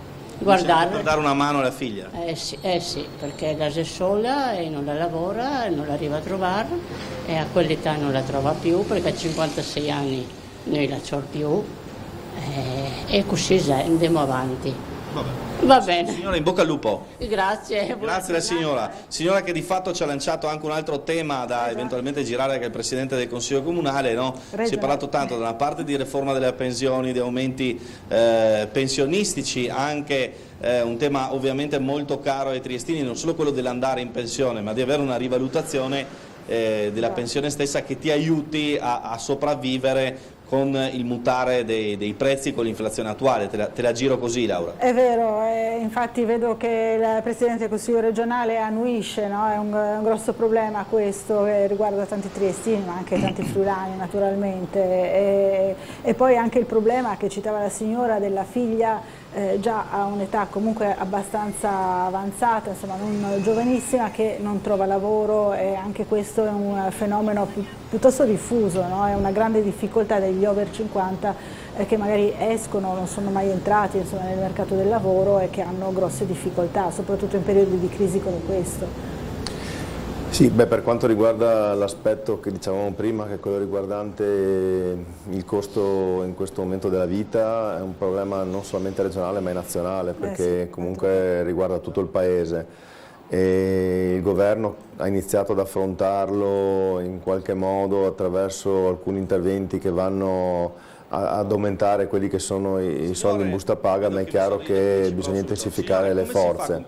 Noi come Regione magari non abbiamo un intervento diretto su quelli che sono gli stipendi, ma possiamo intervenire su quelli che sono gli aiuti che diamo alle famiglie. Ecco, sentiamo anche la signora. Io sono in pensione da un anno e ho 500 euro. Devo rinunciare a tante cose, devo rinunciare alle spese mediche, devo rinunciare al cinema, a qualsiasi cosa, ad andare a mangiare una pizza, se no non si può vivere. Ho un cane e spendo più per il cane veterinario che per me, perché non mi va di trascurarlo, di lasciarlo. Tutto aumenta, tutto, da quando c'è l'euro poi è una cosa impossibile. Infatti parlavamo anche del nostro ospite in studio proprio del tema della necessità di un aumento delle pensioni minime. Sì, magari, ma io ho lavorato 43 anni, però siccome ero commerciante ho la minima, perché quella volta avevamo la possibilità di pagarci quello che desideravamo, il minimo. Ho scelto il minimo perché anche quella volta c'erano sempre problemi da pagare avendo un'attività, per cui per il lavoro ho sempre lavorato, non mi sono mai risparmiata e invece sulle altre cose tutto ho risparmiato. Poi avendo 2 figlie ho dovuto dare piuttosto la precedenza a loro che a me. Vabbè. Sì, però ha un bellissimo sorriso, questo mi ha subito colpito di lei, che insomma ha subito un bel sorriso con le persone, è qualcosa che fa bene al cuore. In bocca al lupo signora, un forte abbraccio. Anche a lei, altrettanto a tutti voi come redazione, e quando verrà messo? Siamo in diretta. Grazie. Grazie signora, buona giornata. Grazie. Ecco, vedete insomma come Certo, non è sempre facile, no? Però tra un no, un parlo, eccetera, poi vengono fuori le storie di chi ha magari una persona, non dico a carico ma quasi, di chi magari è andato in pensione da poco ma con la minima e quindi fa difficoltà con le spese di ogni giorno e tira la cinghia. Mi ha colpito la signora perché in un mondo di musoni, tra cui molto spesso anch'io, quindi mi ci metto dentro, una persona che ti guarda e ti sorride con quel modo di fare così solare, specie di mattina fa bene al cuore, quindi la ringrazio anche per, diciamo, l'emozione di positività che mi ha trasmesso, mentre vedo che ci sono i primi che approfittano della fontana che in questo momento si è accesa, e so che poi un argomento fontana è un argomento molto sentito a Trieste, c'è il nostro amico che chiama ogni qualvolta no, non sono in funzione e così via, però insomma giro questa ulteriore testimonianza umana che sicuramente sarà utile al dibattito e al Presidente del Consiglio regionale, che chiaramente conosce il territorio, conosce i problemi, però poi vederteli raccontare de visu è un'altra cosa. È vero, grazie Marco, è così, no? Impressionano queste storie così, raccolte davvero in diretta, no? In una normalissima giornata, in una mattinata cittadina, e la signora diceva ho la minima, faccio difficoltà, ho tirato su 2 figlie, poi colpiva anche il fatto, dice spendo quasi più per il cagnolino che per me, perché le spese veterinarie sono ingenti, si fa fatica. Assolutamente sì, e devo dire che tra l'altro il sorriso comunque della signora è una cosa bella, nel senso che comunque pur nelle difficoltà dimostra di affrontarle con lo spirito giusto. È evidente che parliamo, insomma, le cifre che ha detto sono assolutamente incompatibili oggi con un tenore di vita accettabile, perché diventa, credo, cioè io non riesco a immaginare come riesca a far quadrare effettivamente i conti in questa situazione. Come si diceva prima, da questo punto di vista un intervento va fatto. Io credo che si sia iniziato a livello di governo nazionale a lavorarci, ma bisogna intensificare assolutamente le forze. Come dicevo prima, noi non possiamo intervenire direttamente sulla tassazione, se non ad esempio sui tributi immobiliari per cui abbiamo acquisito la competenza come Regione a Statuto Speciale recentemente, però possiamo naturalmente intervenire a livello di servizi. Ecco, credo che da questo punto di vista comunque negli anni il Friuli Venezia Giulia sia una regione che in qualche modo ha dato segnali importanti, pensiamo al trasporto pubblico e alle agevolazioni anche per gli over 65, pensiamo al welfare regionale che comunque ha un livello importante, e tutte le varie forme di sostegno comunque alle famiglie, insomma anche per quanto riguarda i giovani, perché poi qui parliamo naturalmente di 2 fasce diverse, qui parliamo di persone anziane che hanno difficoltà magari con le pensioni, pensiamo anche a quelle che sono le difficoltà poi magari delle famiglie quando hanno dei figli, a cercare di dare di servizi e delle opportunità che ai propri figli. Sono tutte situazioni veramente in cui dobbiamo in qualche modo impegnarci. Io credo che poi sono spesso i nonni, no? Che reggono la baracca, come si suol dire. Sì, c'è da dire che poi ecco, i nonni e i genitori molto spesso sono anche quelli che in qualche modo danno una mano, insomma, alle famiglie, no? C'è da capire quanto questo potrà essere fatto in futuro, quando le pensioni saranno quasi tutte col sistema contributivo. Cioè la situazione in qualche modo ha un quadro in evoluzione non necessariamente positivo, quindi sono tematiche da affrontare. Adesso non so se c'è anche la signora. Bisogna prepararci, ecco, sentiamo la signora, sì. Di buono però, perché sennò insomma mi sparo se cominciamo a ottenere tutto. Comunque si trova anche robette non care, se va, dipende nei negozi grandi, insomma ci troviamo anche bene. Bisogna fare il tour dei supermercati. Sì, dai, supermercati soprattutto. E grazie che voi ci aiutate tanto, posso aggiungere, ti prego? Ma vi voglio un bene incredibile, difatti corro per sentire avanti. Va a vedere Sveglia Trieste? Sì, abito su a Melara, si figuri. Molto bene. Son che corro. È venuta giù con l'autobus? Sì. Sì. Signora, grazie. Grazie e buona giornata. Grazie a voi per di tutto quello che ci fate. Siete bellissimi. Grazie, grazie signora, arrivederci. Grazie. Giro il siete bellissimi a Laura, ovviamente. Insomma, io lo per restituisco competenza. alla signora perché anche la signora aveva un bel sorriso. Oggi incontriamo tanti nostri telespettatori e telespettatrici così con spirito positivo, questo fa piacere, no? Nonostante tutte le difficoltà, lo notava anche il nostro ospite. E poi devo dirvi, ecco, voglio farmi veramente i complimenti per questo tipo di iniziative e di attività, perché far vedere la città che vive, la città che pulsa, le persone, le opinioni, i pensieri, le critiche, credo che sia una cosa importante, ecco, è la funzione delle emittenti locali.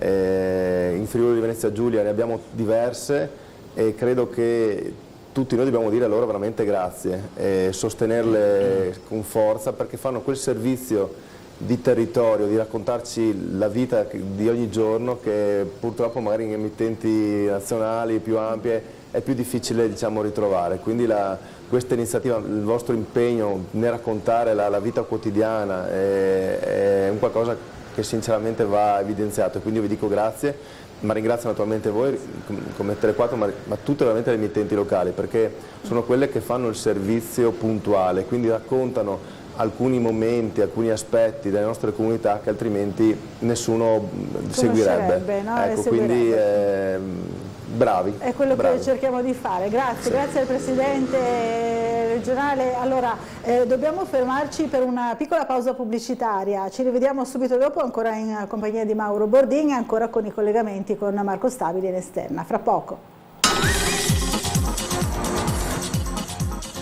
Very busy, why? Yeah, the traffic. Yeah. I think it's I would say it's the town of the robots or the traffic lights. I've never seen so many traffic lights in my life before. You came from Germany, where? In what city? Near Nuremberg. Norimberga. Vicino a Norimberga. Nice city, I was there. Okay. Thank you. Have a nice day. Yeah. Allora, turista di Norimberga che insieme all'amica sta girando in città, dice è bellissima, mi piace la gente, però non ho mai visto una città diciamo, turistica, ma al tempo stesso con così tanto traffico, con così tanti semafori. Ha usato il termine it's very busy, è molto insomma, affollata, intricata in qualche modo il termine. La signora arriva da Norimberga in gita a Trieste, comunque affascinata dalla città, quindi insomma abbiamo avuto anche il contributo di una turista al dibattito, diciamo così. Tema turistico che secondo me ci sta bene anche con il presidente regionale, no? Ti ricordi prima parlavamo con Dei Antic di una Trieste in overbooking per questo 2023 dei ponti, come si è detto, no? Il 2 giugno dicevamo prima ci sono prezzi degli hotel quasi spropositati su Trieste.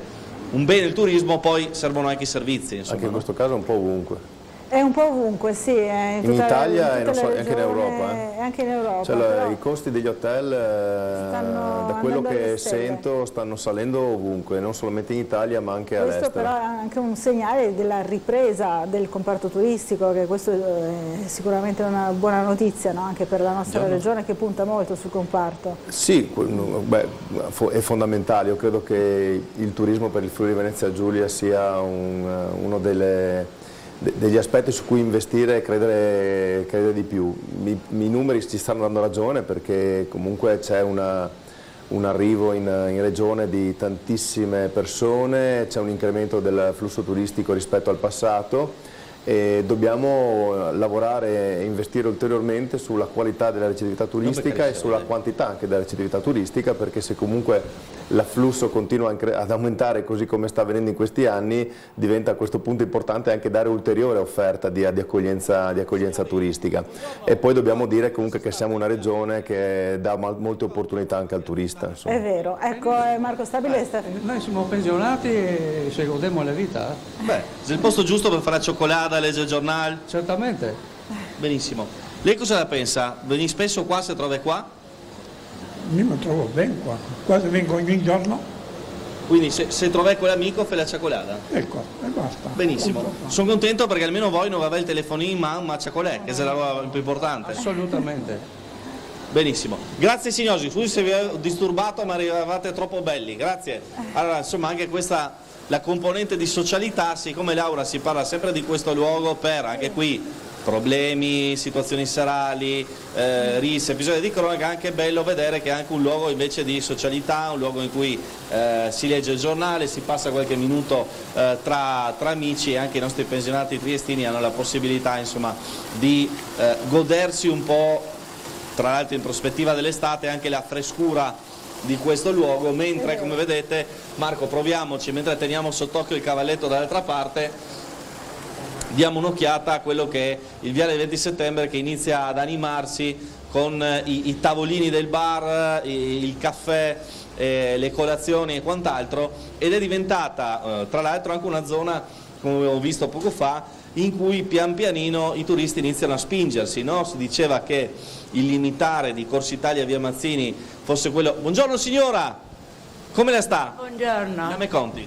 Mi ascolto sempre, perciò vi voglio bene. Che mica voglio bene. Tutte le 4 vi voglio bene. Una fedelissima. Sì. Signora, sì. Parlavamo del viale, no? Una zona di cui molto spesso si parla anche male per quello che succede. In realtà però, come vediamo la mattina, è anche un rifugio per tante persone per prendere il fresco e leggere il giornale. Vero. Tutta spettinata, ma non riprendermi tanto, che sono vecchia ormai. Signora, lei come la fa questa spesa che aumenta sempre di più? Chiedevano. Non stiamo neanche a parlare, perché mica un disabile a casa con badante, perciò la guardi.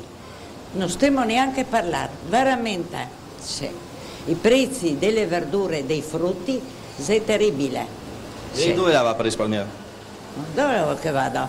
Con un disabile che ho a casa posso poco girare. Dove che le arriva? Bravo. Vabbè. Brava. Signora, la ringrazio per l'affetto. Grazie Marco. Grazie, buona giornata.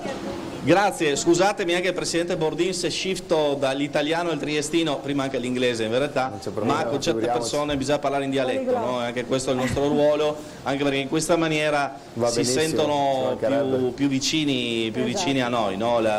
La lingua del cuore, quindi un mandi anche a tutti gli amici friulani che so ci seguono. Vi lascio questa inquadratura, vi lascio il vostro dibattito. Se Laura va anche in Bisiacco poi facciamo tutto. Dai. Posto, Ma queste sono le nostre ricchezze. Cioè... È vero, vanno assolutamente valorizzate. Insomma, sì. Ho sentito la signora che diceva appunto che ha un disabile in casa, che ha tutte queste problematiche, sono poi questi, no, i problemi delle persone. Anche lei, abbiamo visto, senza perdere il sorriso, si fa un po' come si riesce, no?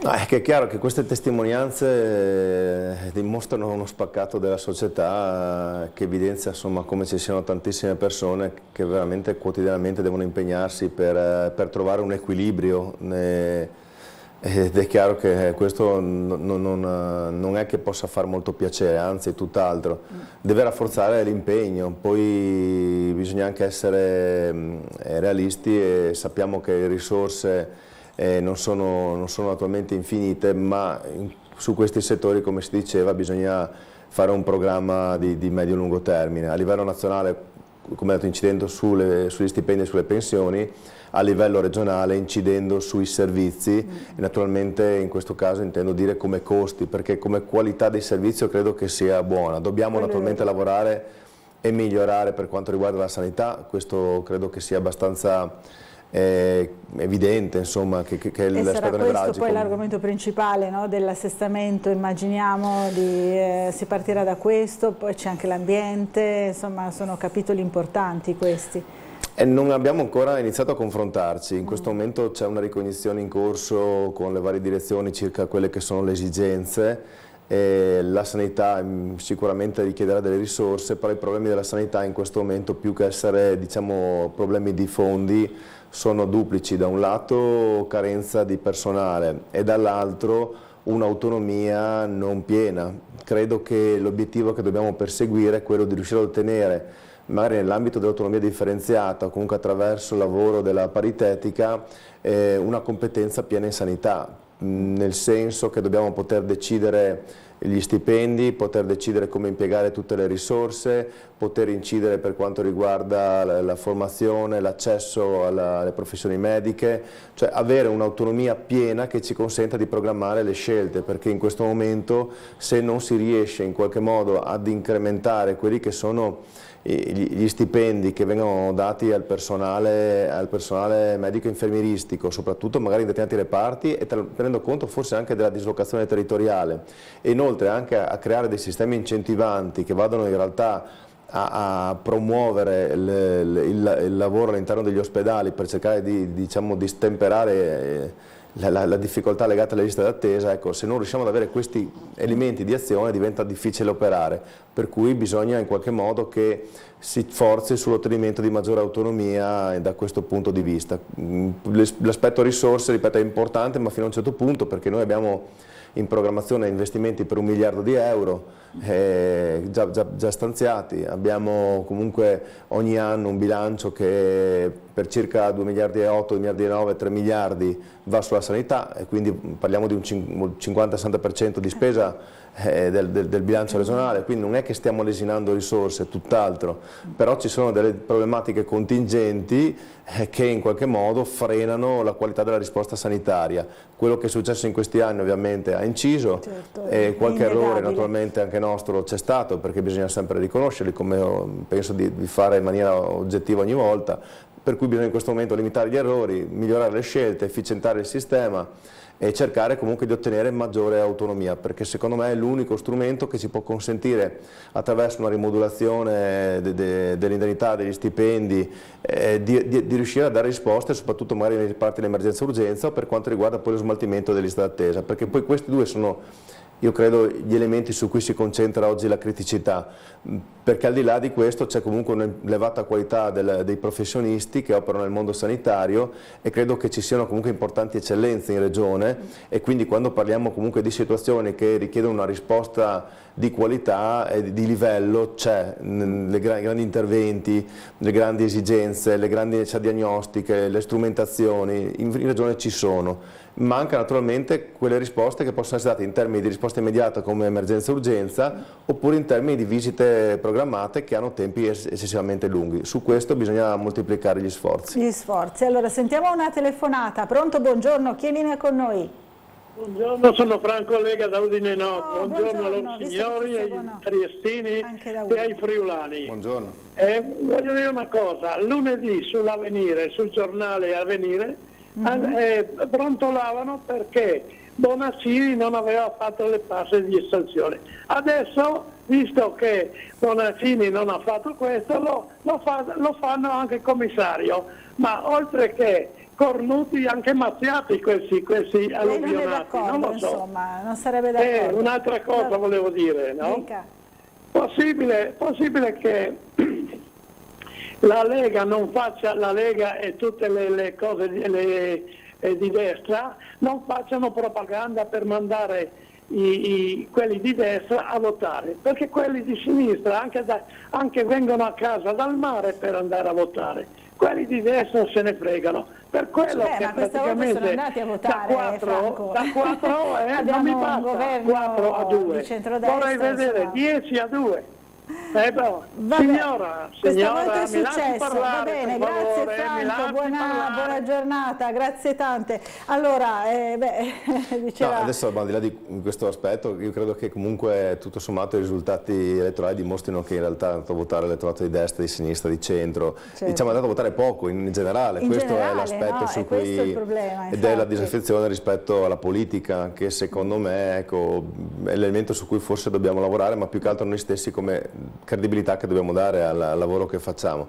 Poi magari anche un po' di più di pazienza da parte del cittadino talvolta nel comprendere che ci sono delle difficoltà. In questo momento si parlava ad esempio di dissesto idrogeologico, ed un'altra tematica sensibile, si puntava il dito su Bonaccini. Io non riesco a dar giudizio ovviamente, perché credo che solamente chi vive la realtà territoriale in qualche modo lo può fare. Quello che posso dire è che comunque è una tematica che è sempre più attuale. Noi stessi abbiamo vissuto col Vaia un fenomeno imprevedibile. Per quanto si intervenga, è chiaro che ci sono degli eventi che raggiungono una soglia che va oltre la possibilità di prevenire o di intervenire, e che questo naturalmente poi può creare dei disastri. È altrettanto vero che comunque più si interviene a livello di prevenzione, più si riesce a limitare questo tipo di situazione. Ci sono anche in regione una serie di di esigenze, di interventi che l'assessorato e anche noi stiamo cercando di portare avanti con Roma. Ecco, l'auspicio è che in questo momento magari molte risorse di quella disposizione, che sia un PNRR o anche regionali, vengano investite su questo settore, perché ci sono delle situazioni che con alcuni investimenti importanti potrebbero in qualche modo prevenire disastri futuri, perché poi effettivamente se le progettualità ci sono, le idee ci sono, ma non ci vengono messi i fondi, è chiaro, se poi succede qualcosa, ecco, un mea culpa bisogna anche farselo. Allora io credo che su alcune situazioni in questo momento, penso a alcuni fiumi, penso al Tagliamento, penso al Cormor, ma giusto per fare 2 esempi per quanto riguarda il Friuli in questo caso, ma credo che un po' dappertutto si possa fare questi ragionamenti. Forse ecco, il territorio della provincia di Udine e di Pordenone da questo punto di vista è più a rischio per quella che è la sua morfologia. Ecco, io credo che lì vadano investite assolutamente risorse importanti, per evitare che magari fra qualche anno poi ci si trovi a dover affrontare ecco, su Meglio questo credo che insomma, ecco. Noi come Consiglio, ma la Giunta, l'assessore all'ambiente, ecco, debbano assolutamente premere sull'acceleratore, perché quello che succede in Emilia Romagna deve essere, diciamo, un segnale di attenzione verso questa tematica. È vero. Allora, un'altra telefonata, però vedo anche pronto Marco Stabile. Carducci, no? Sì. Allora ci ricolleghiamo nuovamente con lui. A te la linea, Marco, ti vediamo nei pressi della Luminosa, è così? No. Esattamente sì, via Carducci, la famosissima Luminosa, che un tempo era proprio un luogo di incontro, no? per i nostri nonni, dove ci vediamo la Luminosa, cioè questa installazione diciamo pubblicitaria che veniva retro illuminata e che ora è in una situazione un po' di degrado in realtà. Se vediamo la parte interna in particolare, chiaramente finché il cinema andava molto, quel tipo di inserzioni anche rispetto alle locandine era molto più attrattiva, evidentemente vendevano meglio anche gli spazi eccetera. Adesso è un po' al degrado, però si caratterizza comunque come uno dei punti di riferimento, diciamo, della triestinità. Adesso potrebbe apparire una banalità, ma un tempo era la prima installazione di questo tipo nella nostra città ed era sostanzialmente un punto di incontro in cui la gente si dava appuntamento. Adesso ecco, non è particolarmente bellissima da vedere, ma chissà che qualcuno non venda in mente un modo per valorizzarla in prospettiva futura, diciamo così, no? Perché è comunque un posto particolarmente caratterizzato dalla storia, diciamo, popolare della città, della vita, diciamo così, quotidiana. Traffico, diamo un'occhiata, Marco, anche al traffico in via Carducci, situazione di sostanziale normalità. Faccio questo perché so che da casa, insomma, chi magari in questo momento non è ancora uscito vede la situazione del traffico, vede il meteo, vede una situazione di sostanziale tranquillità, e so che interessa anche dopo quello che è successo nei giorni scorsi. Ricorderete con l'allarme bomba davanti alla stazione di Trieste che aveva letteralmente intasato la città. Oggi una situazione di tranquillità, il vento di Bora sta anche in realtà scemando, e quindi per chi, fortunato lui, è libero, c'è anche la possibilità di farsi una giornata al mare. Questo invece è il famoso semaforo che il nostro Bernardo Gulotta documentò qualche tempo fa, in cui sostanzialmente se non corri non arrivi con il verde dall'altra parte della strada, no? Non è poi così semplice. Infatti vedete il signore che ha qualche problema e non ce la fa ed è già praticamente rosso. L'avevamo già segnalato. Sì, non è l'unico. Non è l'unico. Perché anche quello vicino a Piazzale Oberdan. Sì, diciamo che i semafori di via Carducci sono per scattisti. Sono semafori da 100 metristi. Da 100 metristi, dice il Presidente, vero? Infatti arriva il giallo subito. Sì, no? sì, esattamente. Mette un po' d'ansia, l'aveva documentato, vero, con un servizio il nostro Bernardo Gulotta. Beh, vogliamo promuovere la nostra attività fisica, insomma. Ma infatti anche quella è importante, no? Lo diceva proprio anche Marco Stabile nel collegamento. Allora Marco, vediamo che la situazione, sì, è vero, è molto migliore rispetto all'altro giorno, il traffico è fluido, la giornata è bella, insomma qualcuno ne approfitterà, per andare al mare, per chi ha questa possibilità. Il Presidente Bordini invece ha impegni istituzionali qui a Trieste dopo la puntata? Sì, adesso vado in sede perché abbiamo alcune questioni da affrontare, poi ovviamente a un mese esatto più o meno ormai dall'insediamento devo ancora organizzare un po' tutto, capire bene tutte le attività, fare alcune scelte, programmare i lavori. Abbiamo un consiglio il 31, poi insomma come detto le commissioni sono appena insediate, vedere un po' l'attività, programmare la capigruppo, andare sull'assestamento. Poi questo pomeriggio alle 3 c'è un importante convegno sulla fibromialgia dove porterò un intervento, insomma, quindi diciamo poi alcuni impegni sul territorio successivamente. Ancora una giornata ancora lunga, ma è vero, sono quelle giornate che poi insomma a me piacciono perché sono giornate in cui riesci in qualche modo ad essere presente, a dare risposte, a programmare. Insomma il nostro lavoro è questo, è importante farlo con passione. Speriamo che sia iniziata bene, che abbiamo contribuito anche noi insomma, a farla iniziare bene questa giornata del Presidente qui a Trieste. Assolutamente sì, perché poi ascoltare la gente credo che sia una cosa che chi come noi fa politica, chi rappresenta le istituzioni sia sempre utile, ecco, perché altrimenti rischi di straniarti talvolta e sbagliarti. È importante, è vero, sì. È proprio il famoso contatto, no? Con la cittadinanza, con la gente, con gli elettori poi che può portare anche a un recupero, ne parlavamo prima con la telefonata del telespettatore, al recupero delle persone che poi possono andare a votare, no? Perché il problema dell'astensionismo è molto presente. Sì, assolutamente. Noi dobbiamo cercare innanzitutto di essere presenti sui territori, dobbiamo ascoltare, assolutamente ascoltare, e poi dobbiamo cercare, alla luce di quello che ci viene detto, di fare delle riflessioni, dei approfondimenti, cercare delle risposte e in ogni caso dare una risposta, che può essere una risposta positiva, una risposta negativa, però dobbiamo essere sempre, diciamo, pronti a dare un riscontro al cittadino, perché credo che la cosa peggiore che si possa fare è quello di farsi entrare una cosa da orecchio, uscire da un altro e ignorarlo. Noi dobbiamo essere sempre pronti sul pezzo e cercare, se possibile, di risolvere il problema, se possibile di dare una risposta normativa, ma in ogni caso di dare un riscontro, che può essere detto anche negativo, certo. Però io credo, almeno questa è la mia esperienza, quando il cittadino vede che tu comunque lo informi, che gli dai una notizia, un'informazione, che gli dici guarda questa cosa si può fare, questa non si può fare, qua proviamo, vediamo se riusciamo a fare una norma, qua magari vediamo se c'è un provvedimento, qui vediamo, cioè ecco, questo credo che venga apprezzato e allora credo che la gente senta di nuovo la politica vicino, ecco. E torni ad affidarsi, no?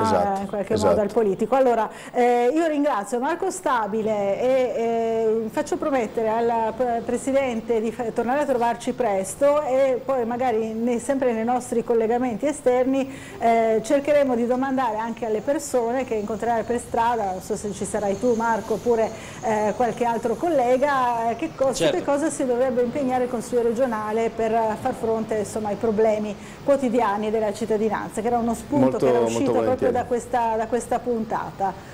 Sì, confido in Marco che ci trasmetta le sensazioni, le idee, le proposte e anche le critiche, per cui magari qualcuno ovviamente sarà arrabbiato, però per noi, per me è importante, un po' a rischio, no? Però, quindi magari un giorno allora ci